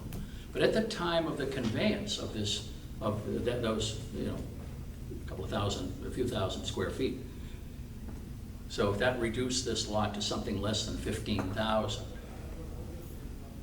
it still conformed with the requirements or the exception allowed under the footnote, because it was 10,000 square feet, which is a requirement in the general residence district for a single-family house, a house that existed before July 21, 1927, got the benefit of that exception under the footnote. So it wasn't the conveyance of the land for the condo development that created the problem. It was what turned out to be the subsequent necessary demolition of the L. And So that makes it different from cases where somebody deeds away the land and then comes in and says, oh, now you've got to give me a variance because I don't have enough land. Now you just deeded it away. The timing of the demolition of that structurally unsound portion, was that before or after that ZBA decision that denied the requested relief from, I guess, 2012? Yeah, do you remember on that? That was a long time ago. Yeah. If I recall, Ed Musto, 36 Blue Hill Drive, owner of the property. I think at the time, we were looking for another building on the Pleasant Ridge condominiums. We, just to balance the entrance of the condominium, so you had a building on the right, a building on the left. So what we did was, we carved that portion of land off and merged it with the Pleasant Ridge condominiums to create the balance of going into the property. So I think that was the purpose for conveying over some of the property. And, I mean, at the time, we thought we were gonna, it was a single family. It's still, it was, we weren't thinking much further ahead than that at that time. So I hope that answers your question. Okay, thank you. I don't have anything else, but I'm ready to All listen right. to other folks. Okay. Any members of the board have anything else before we open it up to anyone in the public? Hi, is there anyone here, elected appointed officials, or anyone here from the public that would like to comment on this matter? Yes, hi. Please come on up and state your name and address for the record. Nancy Patry, 251 Pleasant Street, Norwood, Mass. Our last meeting, we discussed about the land, the way it was pitching towards mine. Nettie came by last week to see me, and we had a discussion. And this morning, he called me up and he changed the plans a little, but it's okay. Instead of putting the retaining wall, he wants to put a galley, an infiltration galley. And we're gonna leave the trees up, which I'm okay with because it gives me nice shade, and we're gonna move the fence a foot towards my property, so it will not, so the trees will not be knocking the fence down. He's gonna repair the fence, move it a foot towards me, and I'd like to hold him to that. And he said he would do that. Okay. Well, thank you, and thank you for working that out together as neighbors. It always makes our job easier here. Is there anyone else here or on go-to Zoom, Google Meet that would like to comment on this? Okay. Mr. Hearn, you have anything else? Or? I think Yep, that's okay. it, if there are no more questions. No, I don't have any. Al, do you have any? I'm good, thank you, Yep. Mr. Chairman. Yeah. I'm good. You're good? Okay. Rachel? No, thank Yep. you. Mary Kate? I have a question for Rachel. Yep. You had, last meeting had raised a question of authority, and I was wondering if you had come to a comfortable place on where that stood. I'm just having a hard time with, I'm on it, like, I'm totally on board with the structure can be the basis. Yep. I can see that there's a hardship in maintaining an old home and bringing it up to the type of rental or residence that, you know, suits contemporary expectations.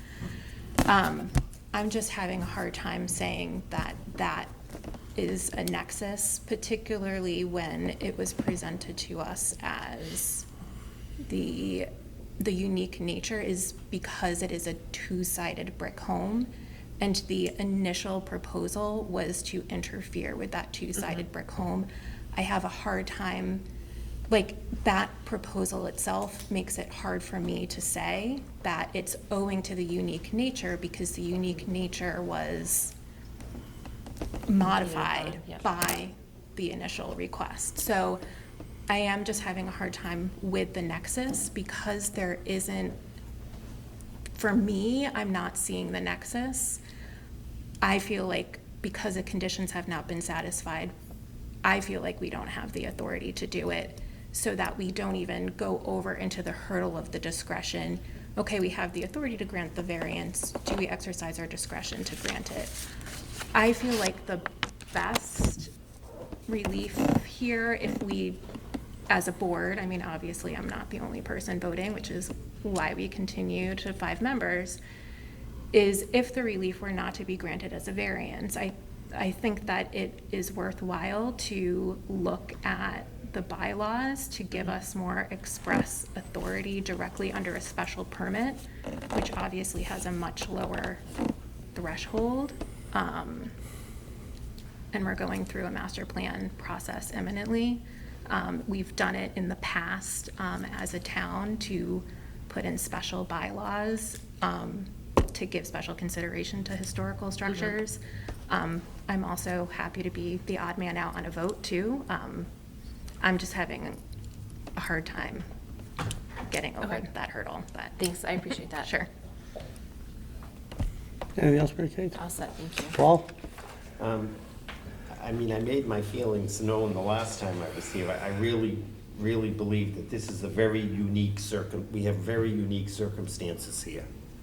I do understand where, you know, my colleagues are coming from about the threshold will be a lot lower with a special permit.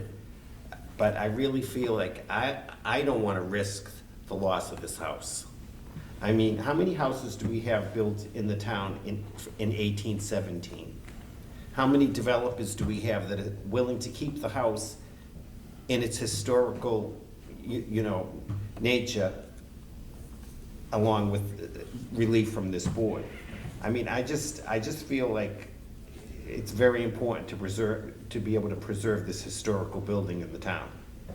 And the other thing that makes me crazy is that this board granted relief to this applicant before. And because, you know, I've never seen that happen, where he's been before this board. Believe me, we had different members sitting up here. They granted him the relief that he asked for. Secondly, the preservation of this historical structure. I know I want to make sure that I'll do everything I can to save this house. And thirdly, this matter is, I believe, correct me, Mr. Hearn, if I'm wrong, is in litigation. And if this board were to vote in favor of this application, that would end. So I kind of feel like the town would win in respect to fighting this case in Superior Court, and we would also save this historical home. So I would support this applicant. Thank you, Paul. I did neglect to, did receive a letter from Judy Howard from the Historical Commission. And, you know, we've tried to work with Judith, but she did provide some information. I think it's important. This house is what they call a stone enders. And from her perspective, there's only 9 of these homes, and they're all in Rhode Island, according to this letter. And I think that we are doing that, as Paul pointed out, and the applicant is moving that back as we're saving that. And I do think that we can reach the threshold. The house as it stands now is what we call functionally obsolescence, right? The only way to fix functional obsolescence is take that house down, and then we lose it forever. It's gone. We'll never have another stone ender house in Norwood, because this is the only one. So it meets, in my opinion, I think Mr. Hearn made the argument on the structure, but I also think there's a lot issue here. The neighbor had pointed out there's a slope, there's topography, and that's one of the conditions also, as well as it is an irregular lot. Financial, to keep a house like this, it's gonna need some work, and this gives them the opportunity. It's not detrimental. What would be detrimental if that house was to come down? And I think by adding another unit, people need housing, and I think we're not degrading substantially from the zoning, because under that general district that I believe this is in, that we can allow with the variance the 2-family. So I am in support of this, and that is where I'm from on this one. I don't think we need anything from you, Mr. Hearn. It's not the first time I've been told that. Yeah. I did want to say, I share Ms. Churchill's concerns about the state of the bylaw, which puts us in this Right. situation, but that's a ways down the road before we get to that, and we have to deal with the bylaws we now have, and unfortunately, I've thought of that and commented that to planning department in the past. We could rewrite it to allow for a little more flexibility for residential. It doesn't fit in the historical bylaw that I wrote a couple of years ago, but the idea is maybe someday we'll get to that. Whoever's on the And I master agree, plan that can think was about a good that. point.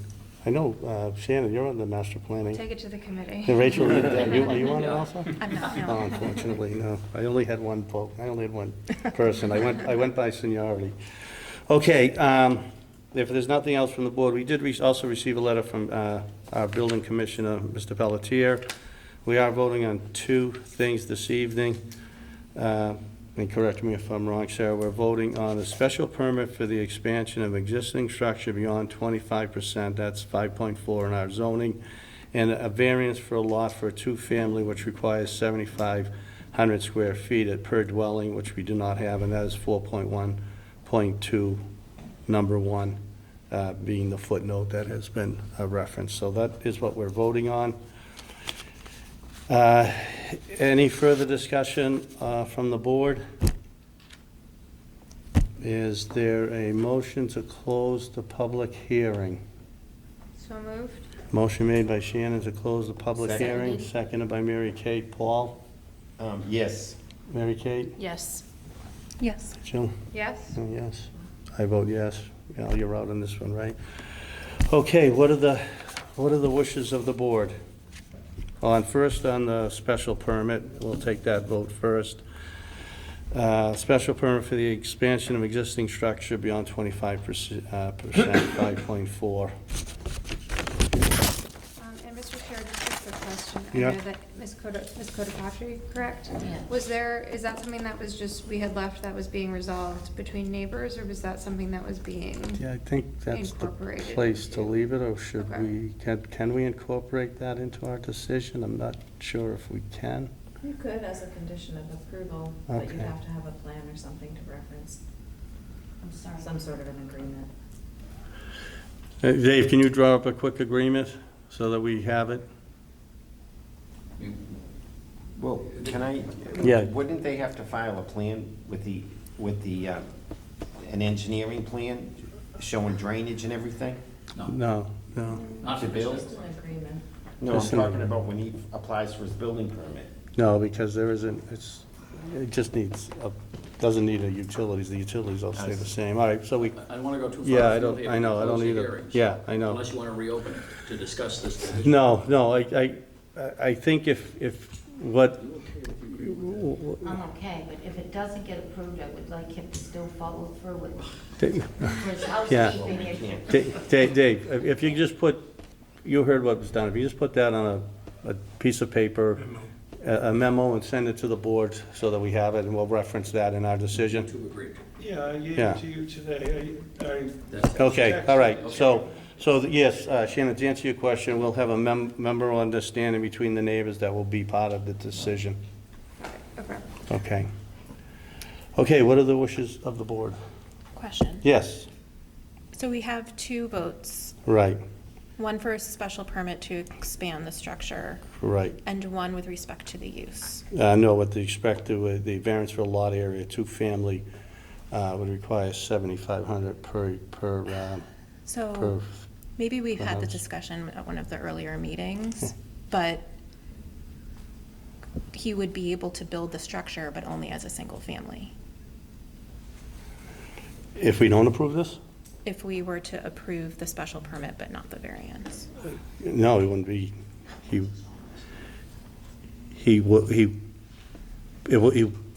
I guess he would be able to build it, but it wouldn't be, it'd only be a He would single only be family. It using it wouldn't, as a it single it family. wouldn't, I don't think he would go forward with it. I think at that Right. point, he would just take the house down because it's functionally obsolescence and we would lose the house.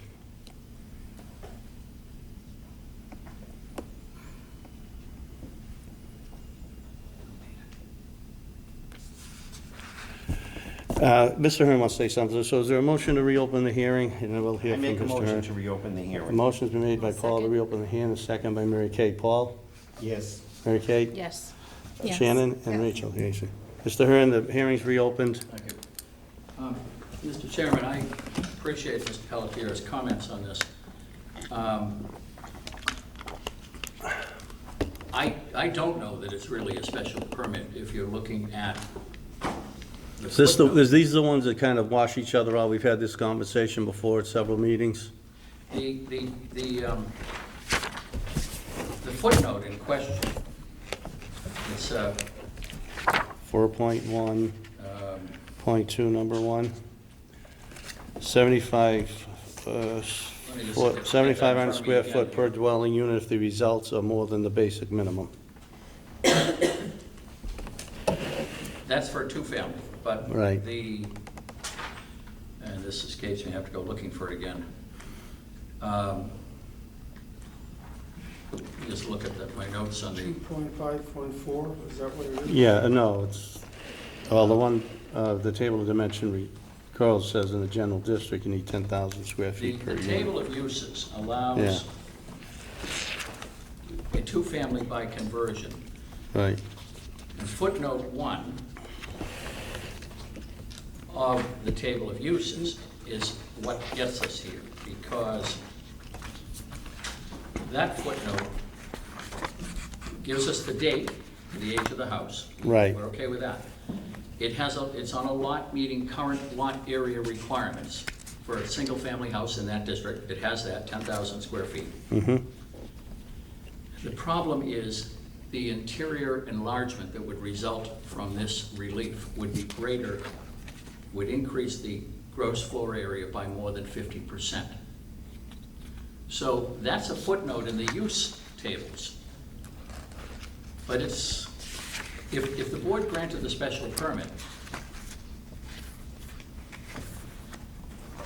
the question is whether that actually does the job, because that's dimensional in nature. right. You want to vote for a special permit and say you're now we're exempting you from one of the requirements under footnote 1. Go ahead and pull your permit. But I don't think Mr. Pelletier is going to give us a permit on that basis. His recommendation was that the project needed both. Yeah. The special permit and the variance. if we get relief under the variance with respect to the 7,500 square feet per unit, we don't need relief under footnote 1. Yeah, Because we would be given, we would have relief from the dimensional requirement that allows us to build a two-family house on something that's less than a two-family lot. That's what Mr. Pelletier is recommending in the second part of that. But the first part becomes unnecessary. I think you're. And we can build, as you pointed out, we can knock this down and build a single-family house if we want. Just a point of information, in Mr. Pelletier's memo, he references 4.1.2, but as I look at it, it's 3.1.6.1. That's what you're looking at, correct? Yeah, 4.1.2 Is, is the notes, but that, note number 1 is the one that sets up the 7,500 500. square feet Right. per unit. right, So, so that takes it out of the 10,000 square feet in the general residence district and makes it 15,000 square feet. So he's Right. pointing to that and saying we need relief there. That's right, Sarah? Okay. And essentially, we've been looking at this and have always looked at this as a variance case. I'd love it if it were a special permit case and you could vote a special permit much more easily. But the prior board, when it was approved in 2019, voted to grant the variance and determined that the request for special permit was unnecessary in light of the variance. That's why this case has been argued always as a variance case. Look, if you grant the second one, Yeah, then right. fine, vote for the special There's permit. no harm in Right. granting the forms of relief Right, the but building granting- commissioner has said he Yeah. thinks are appropriate for this Right. project. Right, I agree. But granting one does not solve the problem. right, Granting the special permit does not solve the problem. Right. That's my concern. okay. Thank you. That's why I Yeah. want to say thank you for reopening on that. Yeah, no, you're welcome. So I guess we'll just go, okay. Anything else? Okay. I'll entertain a motion to close the public hearing. So moved. Moved by Mary Kate, seconded by Paul. Yes. Paul? Yes? Mary Kate? Yes. Yes. Rachel? Yes. Shannon? Yeah. So why don't we take up the variance first, and then we'll know where we're at. I think everyone has commented on this, and the variance is for lot area for a two-family which requires 7,500 square feet dwelling, 4.1.2 footnote 1, and that's per the building commissioner. Is there a motion to approve? I'll make a motion to approve. There's been a motion to approve. Is there a second? I'll second. Second. Shannon? Yes. Rachel? No. Paul? Yes. Mary Kate? Yes. And the chairperson votes yes. That is approved. And there'll be a vote on the special permit, per the building inspector, special permit for the expansion of existing structure beyond 25 feet, 5.4. And I think, Sarah, as we're voting on these, I think we've, either the applicant or one of the members have touched upon every point that's required. I believe we have. So is there a motion to approve the special permit? I make a motion to approve the special permit. Paul? Mary Kate, second? Yep. Shannon? Yes. Rachel? Yes. Paul? Yes. Yes. And the chairperson votes yes. Thank you. Thank you, everyone. Thank you. Good luck. Thank you, sir. And thank you for your efforts to save that size of those houses. Yeah, and if you can, that is what the, you'll draft the memo, right? Yeah. Yeah, okay. We'll work that out. Thank you. Yeah, okay, thank you. We'll work on that. You can agree to that I will file this record of the decision. Paul, thank you. Thank you. Thank you Good night, very much. everybody. Good night, Paul. Good to see everybody. Okay. Yeah. So the next public hearing is 20, you ready to go? Which one? 20 Railroad Ave, because I think that should go quickly. Case 23-03, 41 Railroad Avenue, a special permit that was approved. The approval was appealed by a neighbor and has been remanded back to us by Norfolk County Superior Court. And I believe there was a settlement. Mr. Hearn. That's right. Thank you. Again, David Hearn Jr. of Gellerman and Cabral, on behalf of Kathleen Yazbak, who is seated over here, the owner of 41 Railroad Avenue. The board may recall, and it was this five-member board that voted on the matter some months ago to approve a special permit or special permit relief with respect to an addition to Ms. Yazbak's house at 41 Railroad Ave. That decision was filed back in April with the town clerk, and it was approved on a 5-0 vote by the board back in March. An appeal was taken by the owner of the neighboring property at 37 Railroad Ave. That appeal was taken to the Superior Court. The parties engaged in discussions, and the result of the discussions was that an agreement was reached that allowed for my client to continue, but with a scaled back addition to the house. And that scaled back addition was designed to enhance the privacy situation with respect to the neighbor at 37 Railroad Ave. We filed with the zoning department an updated survey, and also filed schematic designs. The survey has a date of June 30th, and that survey shows the proposed location of the addition, and it is pushed back. The original plan had a small covered porch facing the street. That has been turned sideways, so it just provides an entrance into the house and keeps it farther away from the neighbor's house. The addition and the various rooms in the addition and the deck off the back of the house have been, my client slid that back so it's not coming out and around the corner of the existing house. That was agreeable to the neighbor, and the revised schematic design dated May 30th is also in your record, showing the layout of the lot, the side porch being turned sideways, just providing a small entry to the house. And it was scaled back so that it is less intrusive. It conforms on that side of the house to the requirements of setback. It does not impinge because the addition will be less than 15 feet in height, within 10 feet of the boundary. That is allowed, and it does go up higher, but it's really not that high in addition. So the 15-foot setback is reduced to 10 feet for portions of the building that do not exceed 15 feet in height.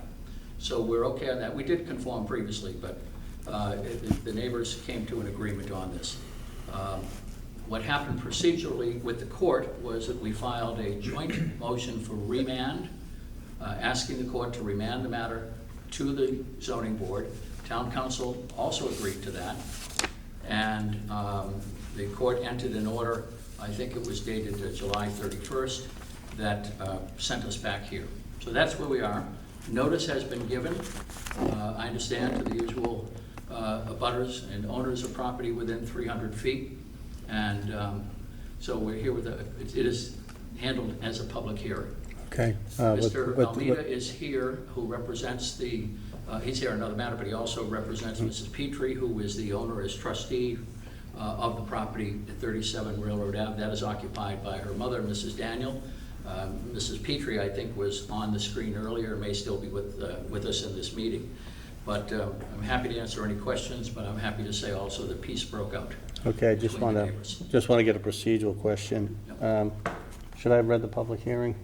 This isn't the continuances. Okay, so the cart went before the horse. So thank you, Mr. Hearn. Notice is hereby given that the Board of Appeals of the Town of Norwood will hold a public hearing on September 12, 2023 at 7 p.m.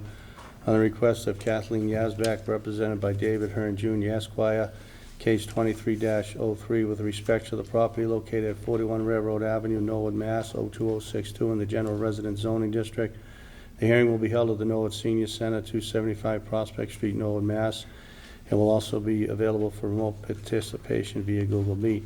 This application requests a special hearing on a special permit decision issued by the board on April 11, 2023 that was appealed and subsequently remanded back to the board by Norfolk County Superior Court for further consideration. The original special permit was issued under the zoning bylaw, zoning bylaw section 5.4, non-conforming structures to allow the construction of addition to a pre-existing non-conforming single-family residence. Any zoning relief that may be required in adherence to the Norwood zoning board bylaw shall be considered by the board. Interested persons are encouraged to attend the hearing, make their matters known and views known to the board. Plans are on file with this application, the Office of Zoning Board of Appeals, and may be requested by emailing comdev@norwoodma.gov, Monday through Friday, 8 a.m. to 4 p.m. All right, we heard from Mr. Hearn. Thank you. I want to point out one other Yes, thing go if I ahead. can. Yep. Since we were last before you also, if you look at the surveyor's plan, Yep. dated 30th, the dotted line, or there's a line with little circles in it, that shows the fence as it existed.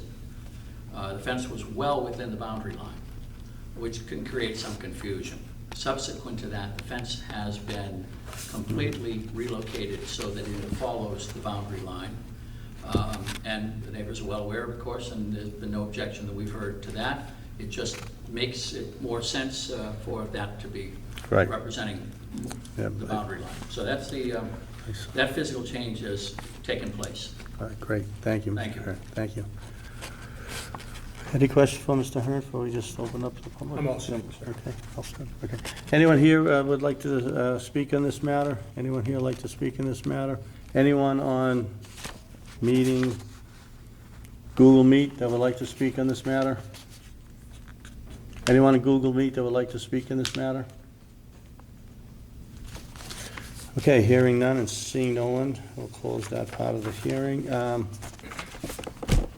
What are the wishes of the board? Anything further for Mr. Hearn? No, all good? Is there a motion to close the public hearing? Yes. I think one of the things you may want to do is accept the new plans as Okay. the plans of record for the sake of any of your decision. Thank you. And the layout of Yep. the elevations dated May 30th, I think they are. Yep. And the June 30th survey.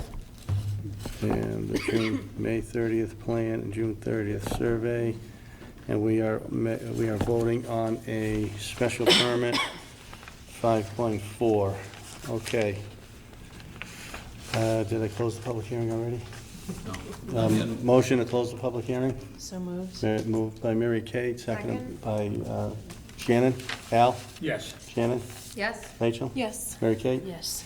Public hearing is closed. This is a special permit. I think it meets all of the requirements of a special permit. We voted on this before. I don't see any, the neighbors have worked out the issues that they have, so there's no adverse. It does meet a community need. There's no issue with the circulation, utilities. There's no environmental impacts. The land use is compatible to the homes in that area along Railroad Avenue.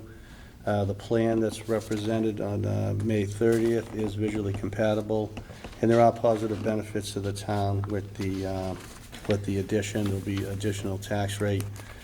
And we'll be voting on that 5.4, and we'll be referencing the plan of land dated June 30th, 2023, and also, that'll be the survey, and also on the plans of May 30th as 2023 as presented to the board. What are the wishes of the board? So moved to approve the special permit associated with the updated plan on May 30th, as well as the updated survey on June 30th, as presented to the board this evening. Thank you. A motion has been Seconded. made and seconded by Al. Al? Yes. Shannon? Yes? Rachel? Yes. Yes. Okay, and the chairperson votes yes. Congratulations, good luck. Thank Good you luck. very much. Thank you, and I'm glad you're able to work that out. Thank you. Thank you, and thanks to Yep. the neighbors and Thank you very much. Mr. Almeida for that. Okay. Okay. You've got one more for us, Mr. Hearn, right? I do. Okay. Move it to the end. The next case we'll take up will be case 23-26, 707 the Ponce Street special permit. Notice is hereby given that the Board of Appeals of the Town of Norwood will hold a public hearing on September 12, 2023, at 7 p.m. on the request of David Hearn Jr. Esquire on behalf of Norwood Gulf regarding property located at 707 Ponce Street, Norwood, Mass. 02062 in the single residence zoning districts. This hearing will be held at the Norwood Senior Center, 275 Prospect Street, Norwood, Mass., and will also be available for remote participation via Google Meet. This application requests to a special permit under zoning law, Section 5.2, to allow expansion of a pre-existing non-conforming use in the form of an addition to the rear of the existing gasoline station and motor vehicle service facility. Any zoning relief that may be required in adherence to the Norwood zoning bylaw shall be considered by the board. Interested persons are encouraged to attend the hearing and make their views known to the board. Plans are on file with this application in the Office of the Zoning Board of Appeals and may be requested by emailing cped@norwoodma.gov Monday through Friday, 8 a.m. to 4 p.m. Mr. Hearn. Thank you.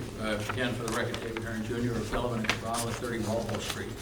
On behalf of Norwood Gulf, Gaddison Joseph is the entity that owns the property, that occupies the property. Gus and William Realty LLC is the actual entity that owns the property. With me this evening is William Majori, who is the principal of the business and the ownership of the property, and operates Norwood Gulf. Some of you may be familiar with this site. It's and with this particular matter. We've been before this board in the past for extensions of non-conforming uses, and also the planning board. This is a property that is non-conforming as to use, as it's located in the single residence district, but it has been used for commercial purposes for several decades, and has been used as a gas and automobile service station for 40 years or so. Mr. Ajori, the property is somewhat sort of L-shaped. It runs along East Cross Street and then comes along to Ponce Street, and there is an extension of the property that is at Ridge Road. And that is the shape of the property. It's always had that shape going back to at least a plan, I think, in the 1960s. That's part of the record previously on this case. And I do have copies if anybody wants to see that. My client has made some recent improvements to the property. On the right-hand side of that plan, you'll see a parking area where cars are kept, which opens up the rest of the area somewhat. That has been approved, that extension of use by this board, and the planning board gave approval on site plan review matters. Most of the improvements have been completed on that. There are some plantings that have to be done, but the weather has not been conducive between the heat and the too much rain that's gone on throughout the summer. But that will be accomplished as recommended by the landscape people. What we're asking for tonight is an extension or authority to extend the use of the property by adding an addition to the back of the property, and it's the shaded area that, and I'll point it out here. This area, 763 square feet, that would be added on to the back of the property and would be proposed to be used as a waiting room for customers and add some office space, additional office space for Mr. Ajori in running the business. Right now, customers who are waiting for cars to be serviced are standing around outside the building a lot of the time. The present, there's a little convenience store operation on the right-hand side of the existing building. That doesn't have a whole lot of space for people. So the idea is to create a comfortable, out-of-the-weather area for customers to wait. There's also a little area with a pergola in the back that in good weather they could sit outside there while they're waiting for a car to be serviced or for a ride to come and get them or whatever. So what is being presented is the extension of the non-conforming use, a commercial use in a residential zone. We believe that this is a good thing. It enhances the value of the property. It enhances I hate to use the word experience, but it enhances the utility of the property for those who use it, customers, by giving them a place to get out of the weather, to sit and wait for a car, or wait for a ride home, or whatever.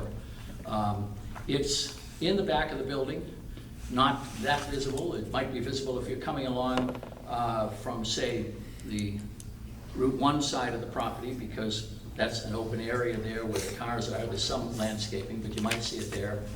Otherwise, it's not that visible if you're coming along the Ponce Street from Route 95. But in any event, what he proposes to do, he thinks will be tastefully designed and constructed. Sarah, if we can show, there's an elevation, I think.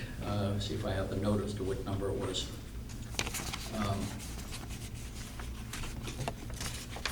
Well, those are sketches of what the elevation will be.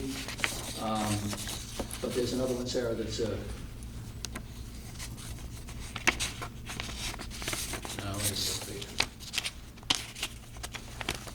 I think it's called addition cover sheet, Sarah.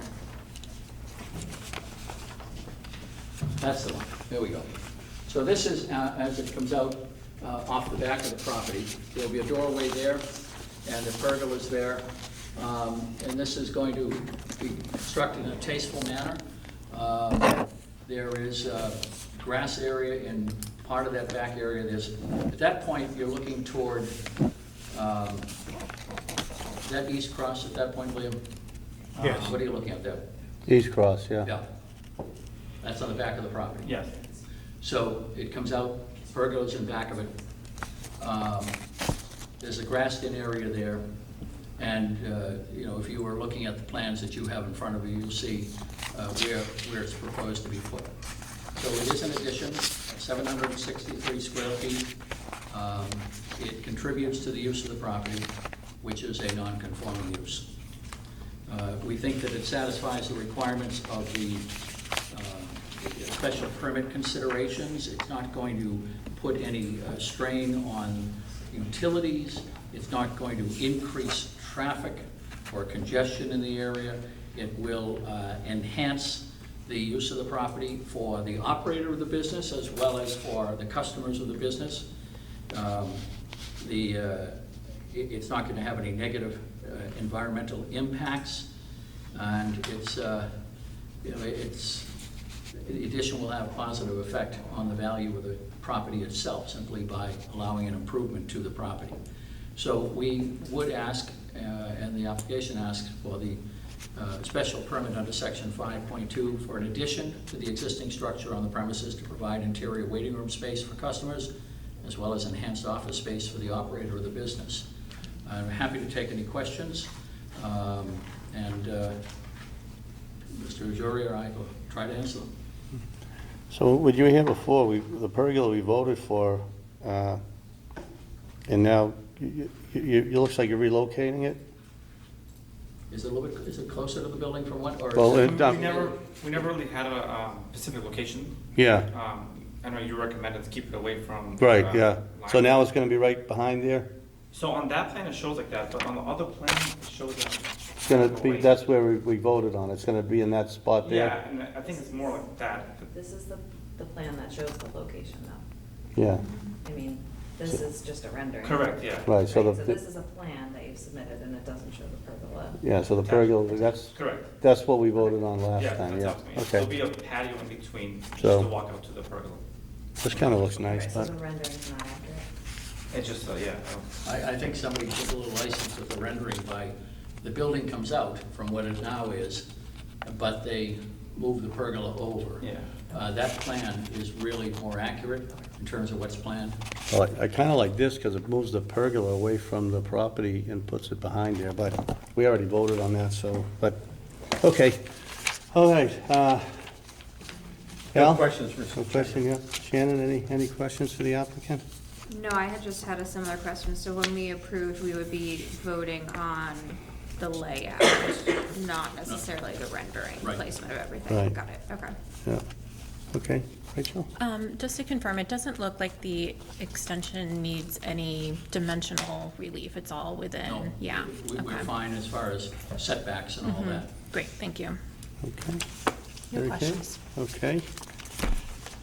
I understand that you are going to work with the building inspector, and that temporary sign will be gone, and the sign will be according with the zoning 2x3, because it's single family, and it'll be on the golf property. Am I correct in making that statement? Mr. Pelletier Okay. had made a suggestion to Mr. Ajori, and they're working on putting that into effect. Okay, and this is, there's one side sign on Mr. Pelletier's side. Oh, okay, that, I know, okay. You're gonna work, you know what I'm talking about? Right. Okay. Yep. And I'm not gonna see that again, right? Until I see the permanent sign, right? Correct. And it's 2x3 according to the code, because We're it's doing what single-family Mr. residence. Pelletier suggested. Okay. Okay, is there anyone here to speak on this matter?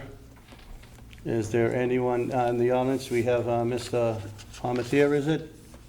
State your name and address for the record, sir? Yes. I am Brian Palmetier of 18 Ridge Road in Norwood. Very good. I have a statement and then some questions, I guess. Okay, go ahead. As you consider this latest expansion request, I want to ask some questions and address some concerns that I have about how the petitioner's execution of the previous expansion bears on the current application. I believe that the golf station is an asset to the neighborhood, so I hope the answers will help me overcome my misgivings. You may recall the last time Norwood Golf came to the zoning board in December, I think it was, I spoke in favor of the parking lot expansion to accommodate customer cars waiting for repair during the day and occasionally overnight. I thought it was a win-win of sorts, although the side yard's greenery would be permanently replaced by hot impervious pavement. I thought the new oversized parking lot would give the golf station safer, more orderly parking for customers, cars, and less congestion for customers at the pump and the convenience store. At the same time, a tall fence and taller trees would be of some benefit to the neighborhood, giving back some of the privacy and sound deadening we lost when the original buffer zone trees were cut down and the fallow land was cleared. I was looking forward to the anticipated reduction in the number of vehicles stacked up in the unmarked spots around the building and less congestion of vehicles at the entrance and exit off of East Cross Street at the end of the building and the two openings on the Ponce Street. Now I wonder if I was overly optimistic. While I do appreciate the new fence, I suspect that my wife and I will be long gone before the plantings have grown sufficiently to provide the sound barrier and verdant privacy we used to have in the neighborhood. And the unshaded security lights are also unpleasant. It is what it is. Setting those concerns aside, I still have 3 remaining sets of concerns and questions that I would like to address before I would even consider endorsing any kind of further expansion. My first question is, why are there so many more cars than before? The new lot is often full and there are still cars parked in the unmarked spots around the building and at choke points. The parking lot was supposed to solve those problems. It's wonderful to think that the business is booming for William, his family, and his employees, but there seem to be way more vehicles in the lot that can be repaired at any reasonable amount of time, given the station's limited facilities. So I'm left to wonder what else is happening here. My question 2, why are there commercial vehicles permanently using the parking lot? For example, at least 2 vehicles have been parked in the new lot since at least July. There's a Norwood plowing white pickup truck and a Bay State Air commercial van. Plus another commercial van has been parked against the outside wall of the station's third bay in the East Street side. My question 3, why are there so many cars without license plates taking up space in the new parking lot? When I asked William about the 5 or 6 unlicensed cars that were there in July, he gave me a perfectly reasonable explanation that he was inspecting and repairing vehicles for a local used car dealer. If that is the case, however, why were most of those same cars still on the parking lot on Labor Day weekend 6 weeks later? So before you approve another additional expansion and change to, I can't think of what relief from a non-conforming building, I'm curious to see what the answers to these be that would reassure me that additional expansion is not going to cause, that there won't be the unexpected things that we thought we were going to get relieved by the relief we gave them previously. So Okay, thank you. Do you have those? Yep, do you have I can those? answer Yes. that, and I think I'll turn some of it over to William, but Okay. the last question was a more general question, aside from the three questions. This proposed addition is not designed to increase capacity of the operation. It's designed to make it a better, more comfortable operation for the customers, who fortunately patronize my client's business. So instead of standing around outside of the convenience store or the repair shop, near the gas pumps and all that, people have a place to wait as they're waiting for their car or waiting for a ride home. So this proposed addition does not make it easier to do more business. It makes it more comfortable for the people who are doing business. That also gives them some more office space. Beyond that, William, I think you ought to take the three questions if you can. Yeah. And name and address for the record, sir? Yeah, William Majuri, principal owner of 707 Ponce Street, North. Okay. The First one is why more cars? Well, we've had a crazy busy summer, so, and I know we're trying to limit the parking spot stuff, but we've just been overwhelmed with a lot of customers that we're trying to finish our cars. And for the second question, No Road Plowing is actually my company, where we plow about 30 to 40 houses in the winter.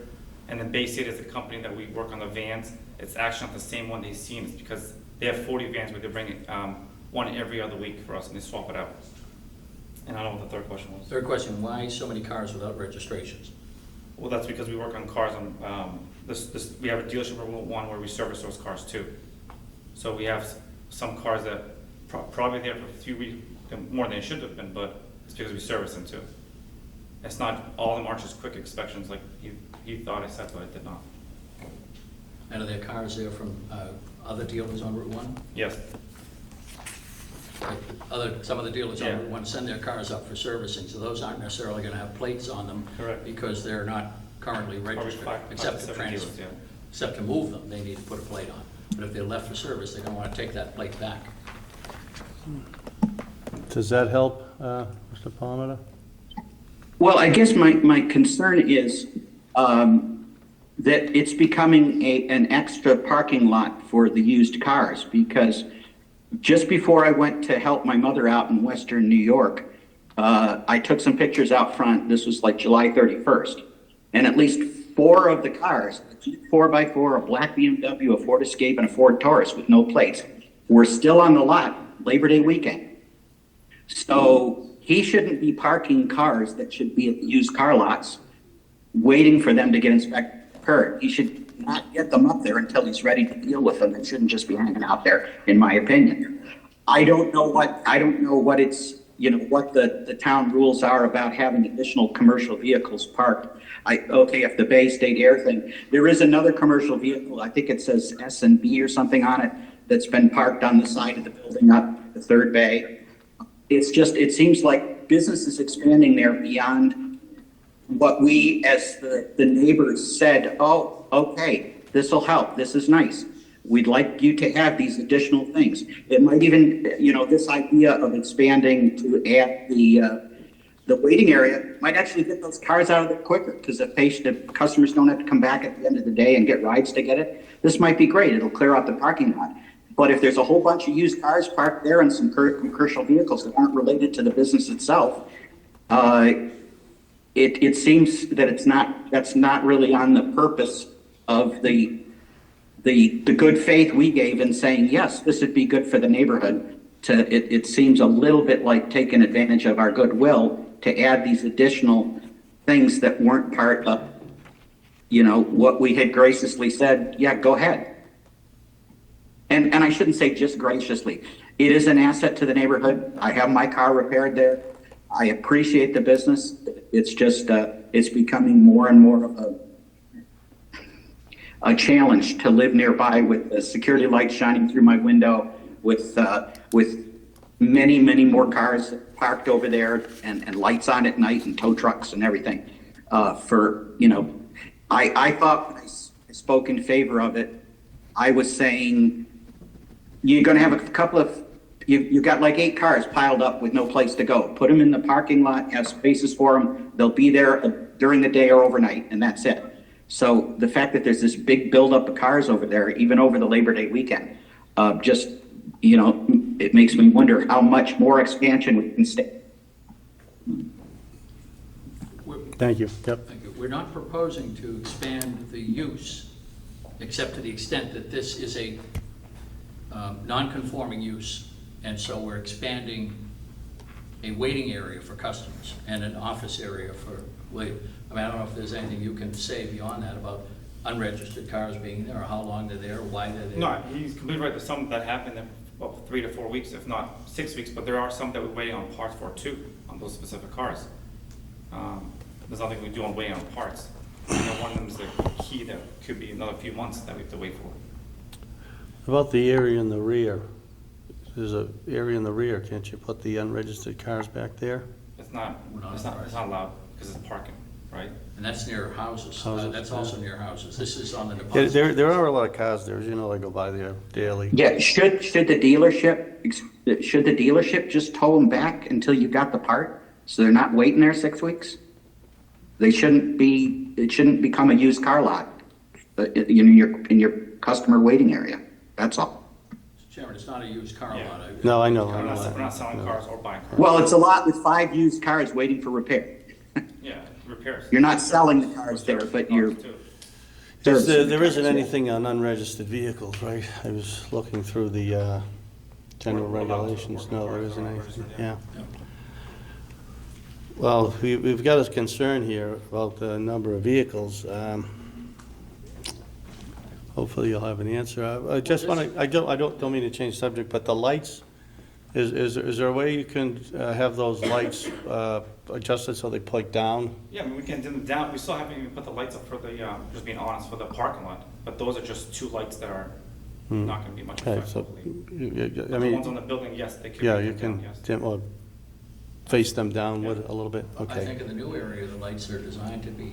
Yeah, Yeah, they, those are yeah, I down, think the yeah. planning board commented on that. We control those, Yeah. the Two newer lights. lights, but we Yeah. can certainly try to shade the lights on the side of the building that face over toward Ridge Road. Correct. All right, is there anyone else, we're going to speak about your issue amongst the board in a minute. Is there anyone else on GoToMeeting that wants to comment on this proposal? Okay, members of the board, what are your thoughts? I have no additional concerns. Yeah. Other than the lighting issue, which, like I say, should have been taken care of with the planning board. Yeah, And the vehicles on the lot, there's nothing specific in the bylaw that restricts the number of vehicles on the lot, other than the marked spaces. okay, thank you, Al. Shannon? Yeah, just question on the siting of the pergola. Is there, do you use that back corner area? I'm just thinking about circulation on the site. Is there still ways for a vehicle to get around the back No, corner, no, or you have no? grass, yeah, there's no Oh, parking. that's just grass, like, that's not something that you plan to be using Landscape. for vehicles anyways. Okay, yep. In the area in back on East Cross Street, there's a house Correct. right there. Right. Houses across the street too. Mhm. So we've tried to keep everything on the Neponset Street side as Facing much as side. possible. There's no way of coming through, yeah. Rachel? No, nothing. Mary Kay? No additional questions. So I did also notice that big truck, though, so on the left-hand side, that, on the left-hand side as you look into the building, and you explained it, but just run that by me again. What is that contract you have for that big truck? Which one's the Bay State? Yeah, yeah, Bay State Air is a, I think, HVAC company. They yeah, have like 35 to 40 vehicles that we service all of them for. yeah. And they bring one every All the week or time, so. yeah. Okay. All right. If I can speak to the lighting for a minute, Yeah. Mr. Coro mentioned the planning board taking care of it. The most recent visit with the planning board had to do with the improvement of that parking area near Ridge Road. Right. Those lights, which haven't gone up yet, will be shaded, or shielded rather, to conform to the planning board's requirements. I think Mr. Palmetier's concerns may be about Those lights old- that have been those a old long floodlights. time have been on the side Right? of the building. Yeah. And might be a little bit more visible, but we can look at, if there's a, I mean, you've got to have a certain amount of security lighting when you've got vehicles there and people coming and going even in the evening. But if we can find a way to shade those, we understand that. So that it's not Yeah. so obvious to people living across the street. Well, when I, Go ahead, sir. yes, when I mentioned the lights, I'm not aware. Matter of fact, I'm on vacation, which is why I'm zooming in. My wife went to a movie and left me here to sit through the meeting. The lights don't have the shades on them now, so that was my concern, that when they did get to turn them on, that there wouldn't be the shades. But if you've got something, if there's shades going on it, similar to the ones they have over at the Cadillac dealership, where, you know, the neighborhood kind of gets some relief because the shades aim it toward the parking lot as opposed to just general light. That's good to hear.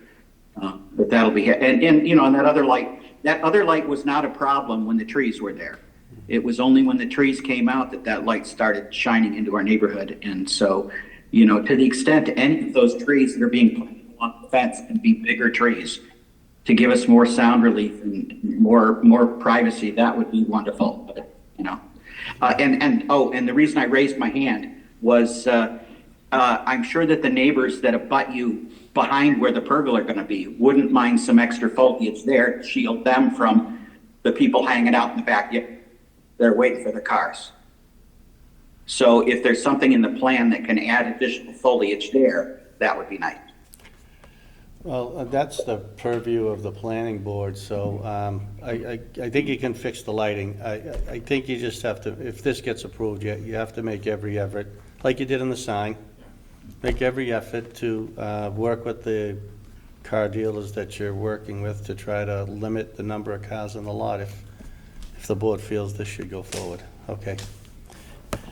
Okay. Is the planning board the next place I go? I don't Or is think, that- that's already done, so they do not need the planning board for this one. Oh, okay. But certainly, But the lighting will be covered the under the lighting will be planning board. covered under the planning The board, new yeah. lighting, the new lighting is It's covered, yeah. on the new Yeah. parking area, it's covered by the planning board Yeah, decision.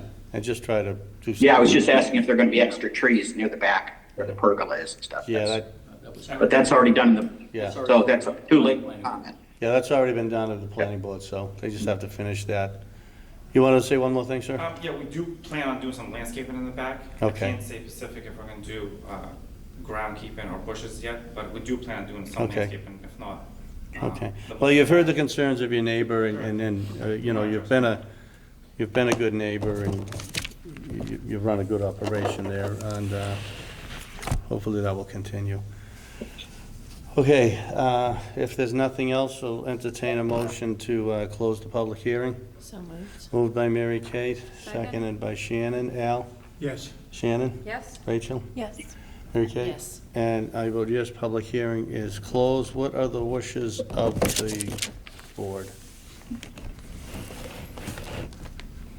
So move to approve the special permit as presented and represented in the layout. That was the movie. It's good. Okay, so a motion has been made to approve the special permit. I think Mr. Hearn touched upon the criteria. So is there a second? Second? Seconded by Mary Kate. Mary Kate? Yes.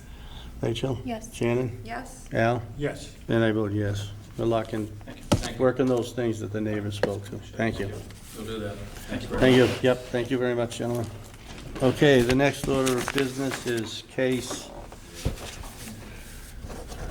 number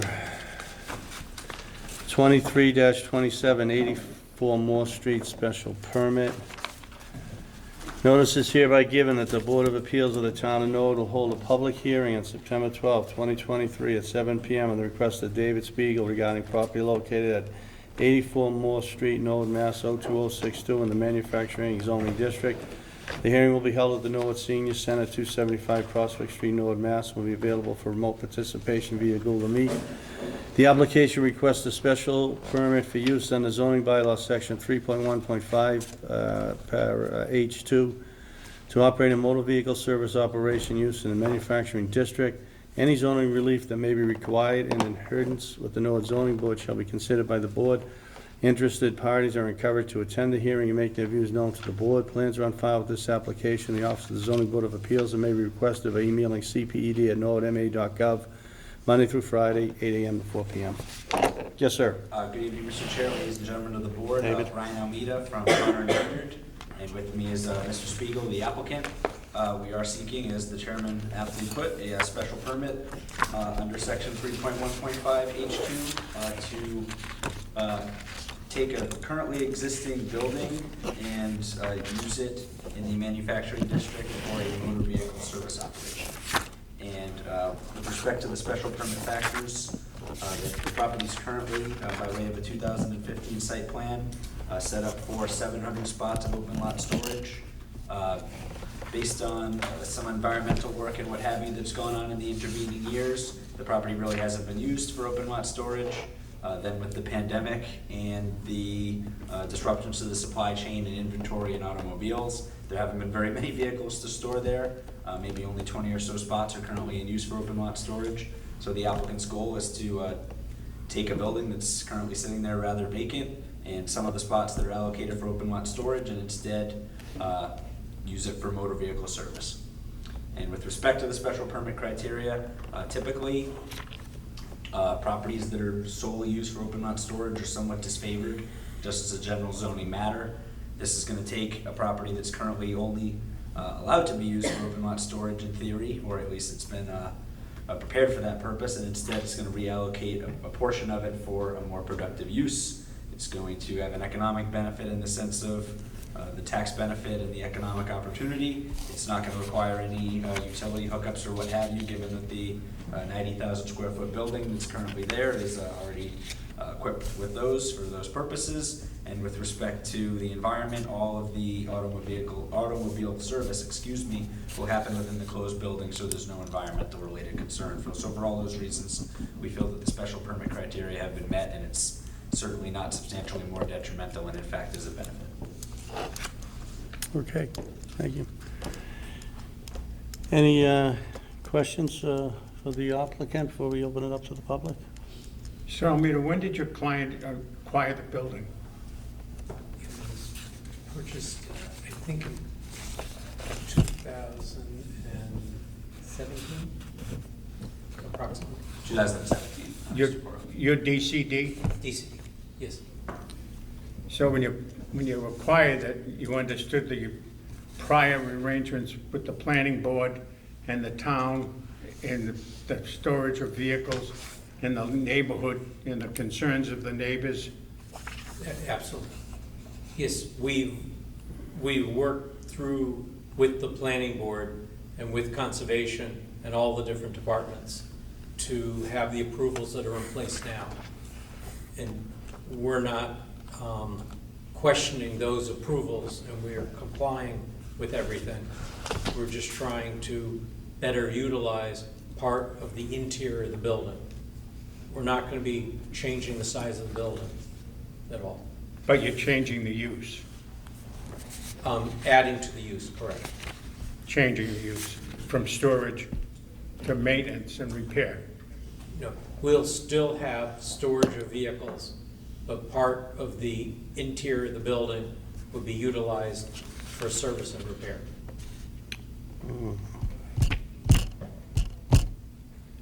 How much service bays and stuff are you going to have?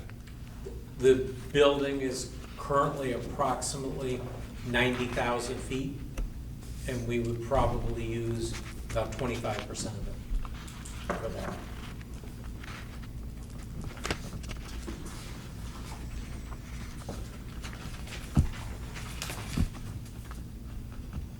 I have the information. Okay, all right, thank you. Shannon? Yeah, so just sort of looking back, there was the 2016 decision and they referred to lots 1 through 3. So is this lot 2 then from the previous decision that we're talking about? That would be proposed to be a mix of vehicle storage and... Correct. And And then, so there is an existing structure, and I didn't see any, like, site plans or layouts or anything like that, so is the idea that the structure that is sitting on the property now would not, I mean, it doesn't really look like vehicles could drive in or out of it? There would be, you can drive vehicles in and out of it as long as you have a grease trap attached to meet plumbing codes.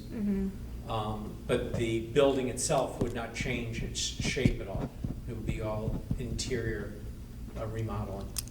Got it, so from the exterior of the building, there would be no visual Correct. changes or, and then so would, I'm just trying to figure out like circulation, would vehicles be it looks like there's a garage bay in the front of the structure, I'm just trying to get a sense of like if we're talking The about. vehicles would enter from the rear of the property, not from the front. Okay. And is the idea that this is like a commercial business that would be available to just the general community, or are you proposing that this is sort of associated with a pre-existing dealership or business? Correct. Got it. And for reference, it's the building that Sarah has on the plan currently that has her mouse over right now. Just sort of in the, I'm not sure of the orientation of this, but it's in the corner between with Moore Street at the left side of the screen, So Moore Street runs right here. with the railroad tracks on the other axis. Right, is it like the beige building This is right the next? area that is the parking lot that's fenced fully around and is used for some autos. Okay, right, okay, yep, great. So you're saying that they would enter that here? Vehicles would enter the building? Wait a second. Yes, correct. It would enter here, in the back.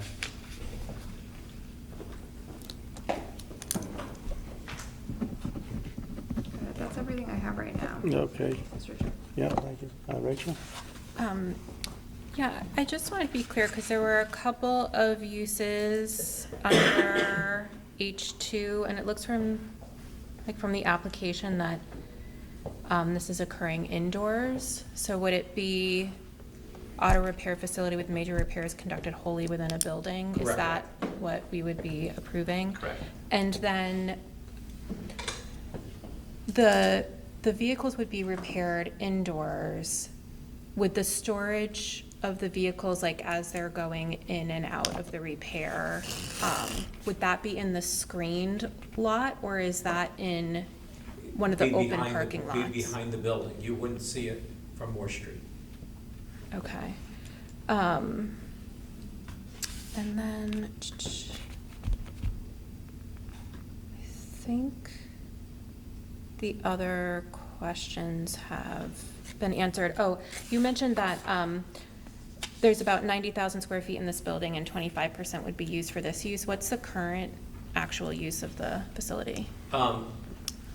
The part of the building is used for the IT infrastructure for all the dealerships in Norwood and other dealerships that they have. So we currently use Norwood broadband and tie all of the properties together. And its mainframes and everything are operated there with backup generators, et cetera. So that's part of an office function that is out in front. And then it's also used for parts distribution for the different brands. Okay, so really a large portion of that is a specialized build-out that really is not occupied by people. Correct. Yeah, okay, Correct. thank you. All set? Yes, thank you. Mary Kate? And just so I can understand what I heard correctly, you're looking to continue to store vehicles as well as maintain, as well as add the operation to Correct. service vehicles. Okay, thank you. And I think you had estimated it would be 50 spaces dedicated to the service? A maximum of 50 spaces in the future could be, Of the exterior spaces. could be utilized for service. Okay. All set, thank you. Yeah. So I think you meant grease traps are used in restaurants. Did you mean an oil-water separator? You know better than I do. The parts distribution, is that by right there? Oh, You mentioned it's parts distribution. I was under the impression it was. Certainly not.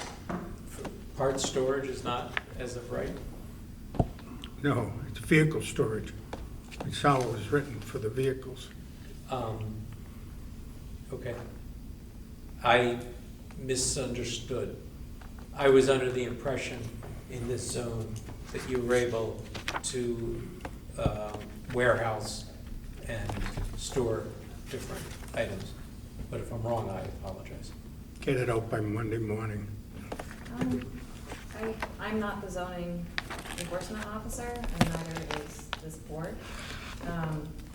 But by my read, in the use table under wholesale business and storage warehouse or distribution plant of other material or equipment, other being not toxic chemicals, which are defined specifically. We have no toxic chemicals. Is an allowed use in the manufacturing district. I greatly That- appreciate Sarah that- having the bylaws at her fingertips. That's wholesale, right? Yeah. Yeah, I he's looking at that, contemplated yeah. A different. this Yeah. fall. Is that retail or wholesale? only wholesale. Wholesale, okay. So how much does it's a big building. And here's my concern, is you're gonna have open lot storage, and you're gonna have cars going in and out of there, and it's a very narrow, very, very narrow passway down there, and I was down there today. That shows the parking spots being marked, but it's all crushed stone. Was that an order from the Concom? Conservation. Conservation, okay, yeah. Was that to remediate the environmental? Yes, Yeah, so the yeah. whole property's been capped. Yeah, so there was nothing there. So what cars are you storing? Like, when does that happen? It's because of COVID, Mm-hmm. because of limited availability. In normal times, over the last 30 or 40 years, there would be cars stored here. But during these times, there's still no inventory buildup. Yeah. It's such that the cars come in and are immediately sold and don't need to be stored here, is that? Like at Toyota, for instance, we normally would have inventory of 400 to 700 cars. Mm-hmm. Currently, they might have 40 cars in stock. And there was some dumpsters there and a skid steer. What's going on there now? We have a building permit to clean up some of the interior of the building. The whole building, the whole 90,000 square feet, has a brand-new rubber roof over the whole thing, and we're in the process of trying to improve the quality of the interior. Okay. Okay, so what are the other plans? I mean, I don't want to see a 90,000 square foot automotive repair shop down there. Right. So what's the plans for the rest of the building? So I know you got a small internet thing there, probably takes up about, what, 10,000 square feet? 45,000 square feet of the building will be used, the side closest to the railroad will be used for all parts distribution. Okay. So- And where do they come around to get their parts? It's, To the rear. they come around to the rear? Correct. Yeah. So we went and paved and widened between the railroad Yeah. and the building and tried to improve it. If you were there years ago, you would know. Yeah, no, it's what it- tight. It's still tight, but it does look a lot nicer than previously. So 25% of 90,000, that's about 20,000 square feet, or then 45,000 parts distribution. Correct. Then about And the balance is IT department, IT. the maintenance for all the dealerships, the employees and the equipment is kept inside this building also. And is this a collision or automotive, or both? It would be both. Both. Mr. Chairman? Yes, go ahead. Quick question for you. Is that servicing all your vehicles from your different auto, Dealerships, correct. you're not taking it in from the street? Correct? Yes. The concern was the traffic coming in and out of South Norwood. Yeah. That was a major concern Yeah. originally with the Yeah. change. And to that point, Yep. Mr. Chair, this approval, if it was granted, all of the conditions from the planning board and Concom would still apply, even though it's Right. expanding beyond the open lot. Right. Yeah, so the traffic flow patterns and lights and all of that would. That would all, that they, yeah, they can't dodge that. Just because Prime closed in West Roxbury? No, not because of that. I called you on that building. You didn't return my call. Okay, anything else from the board? Anything else from the board? And we didn't hear from anyone in the public. There were a few people there, but any comment? Do you have anything, Mr. Almeida, No, Mr. Mr. Spiegel? Chair, thank you. And, okay, there's some people there, but they don't have anything? Okay. Is there a motion to close the public hearing? So moved. Moved by Mary Kay, seconded by Al. Nope, you're not seconding it? No, because I'm opposed to making the changes. Oh, okay. Did you want to comment on why? Or- Yeah, because there was a lot of work that went into changing these open lot Yeah. stores. Not just at this location, but right up under the bridge. There's the big one that Bach had. Yeah. For the Toyotas, which is also empty, as he's, no Correct. question. Down on Dean Street, right there in front of, behind the new Ferrari dealers. Right, yeah. That lot, that was 300 and something cars, okay? And it was specific to automobile storage, that there was such a clamor that they needed these type of spaces throughout the town to get them off of all the streets. Streets, yeah, right, All that yep. type of stuff. And I just don't want to see that go away. It was a long battle on the planning board to get that written and get people in South Norwood very comfortable with the arrangements, with the flow of traffic and that like, and I think we're going backwards with it. Mr. Chair, have you closed the public meeting? No, I haven't yet, no. We're happy to respond to some of those concerns. So Yep. We're not doing away with the storage of outdoor vehicles.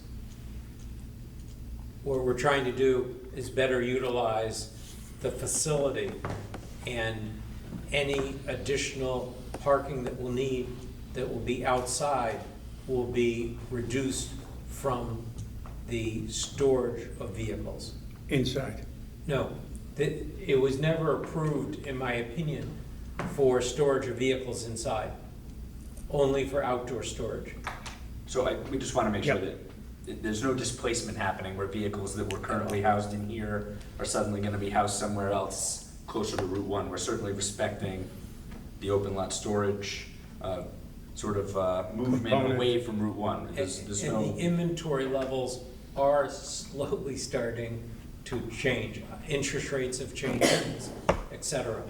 But the dealership also has, under a long-term lease, one of the properties off of Dean Street, which is almost empty. Most of the other storage lots that we control are very, very low in inventory. On the other side of the stream, from where you are at 84? Correct. Is that your lot as well? Yes, it is. It is, okay. It's one of the other lots that had the approval and that we reclaimed and cleaned up and finished. An awful lot of conservation work was done in these properties. When you look at it, you'll see rainforest built and everything else. And I think that Mr. Porter also mentioned a concern about traffic. What do you expect in terms of? The traffic numbers are going to be very, very low. It's to support the dealership operations. It's not open to retail. It's not open to retail. Okay. Quick question. Yep, go ahead. Yeah, Chris, I'm just looking at some of the conditions placed earlier, I think, related to, does changing the use, it looks like we're in like a FEMA floodplain and we're subject to the River Protection Act. Does changing the use to something like servicing vehicles presumably may have other hazardous materials change in any way protections that would have to be added through something like COMCON or? Not because it's inside the building. Okay. I don't think that question was for you, Dave. I think that was questions for, Okay. yeah. He will need an oil water separator. Got it. And to Not the a grease extent trap. that it Yeah, did right. require any sort Let's see, sure, of where it review is. from conservation, it wouldn't change your jurisdictional authority to evaluate it on the zoning basis for a special permit. Okay. Again, you know, you could go through that special permit criteria and satisfy everyone. Mhm. If they needed to go to Conservation Commission and failed to get those approvals. It's just a as well. different step. Yeah, exactly. But in this case, because it's inside the building, I don't think it would require any further review by Concom, but the building commissioner would screen any change of use for that. Correct. Great. Anybody have anything else?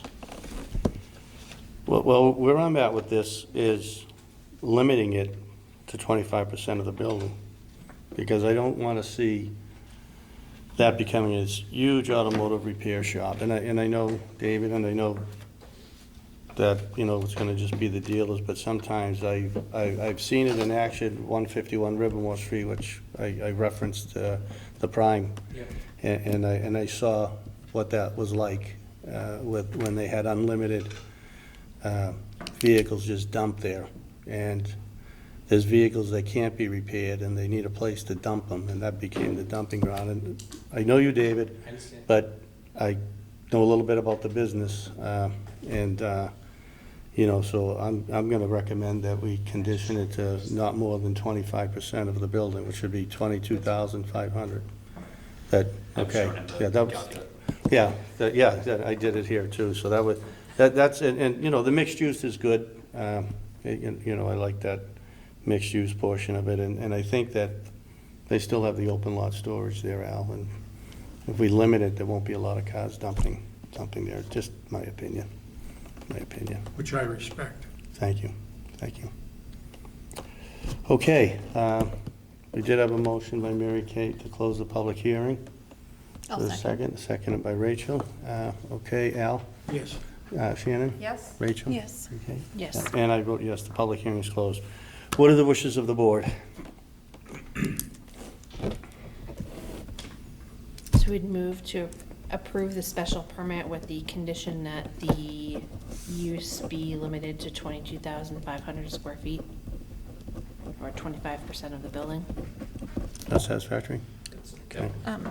Yeah. And Mr. Chair, I think specifically auto repair facility with all major repairs conducted wholly within a building, so that we don't Right. have exterior, Correct. yeah. Right, yeah, that's the fourth That's one down, right? yeah, it's a separate use. Separate, yeah, yeah. Third one down. Third one down, yeah. So that would be, what do you have there? Three, what was it listed as this? So we're voting on 3.1.5 H2, third down, that says auto repair facility with all major repairs conducted wholly within a building, and the building is limited to 25% of the total building square footage. Which is 94,000, you said, the building size. Yeah, right, Yeah, yeah. of the existing. Of the existing, structure, yeah, yeah. Are there any other conditions the board wants to put on, anything else? Okay, the motion's been made, is there a second? Second? Who made the motion? You, who made the motion originally? I think Mary Kate made the motion. I Mary seconded. Kate made the motion, okay, the motion was made by Mary Kate, seconded by Shannon, okay, Mary Kate? Yes. Rachel? Yes. Shannon? Yes? Al? No. And chairman votes yes. So, good luck, gentlemen. Thank you. We do have one more matter before us. We received a letter from the representative, 61 Endicott Street. This would be matter, where is my final sheet there? This is case number 23-2561 Endicott Street, continued from July 25th, 2023. Received a letter from new counsel for Hometown Arcades and asked us to continue this And looking at the schedule, the next available date is November 14th at 7 PM at the Norwood Senior Center. Is there a motion to approve the continuance till that date? So moved. Moved by Shannon, second by Mary Kate. Mary Kate? Yes. Shannon? Yes. Rachel? Yes. Al? Yes. Vote yes. Can we do the meeting minutes at the next meeting? Because I didn't even have a chance to review them. Okay, I didn't have a chance to review them. Is there a motion to adjourn? So moved. Moved by Mary Kate, seconded by Al. Mary Kate? Yes. Al? Yes. Shannon? Yes. Rachel? Yes. Yes, the meeting is adjourned. Thank you. Thank you, NCM. Thank you.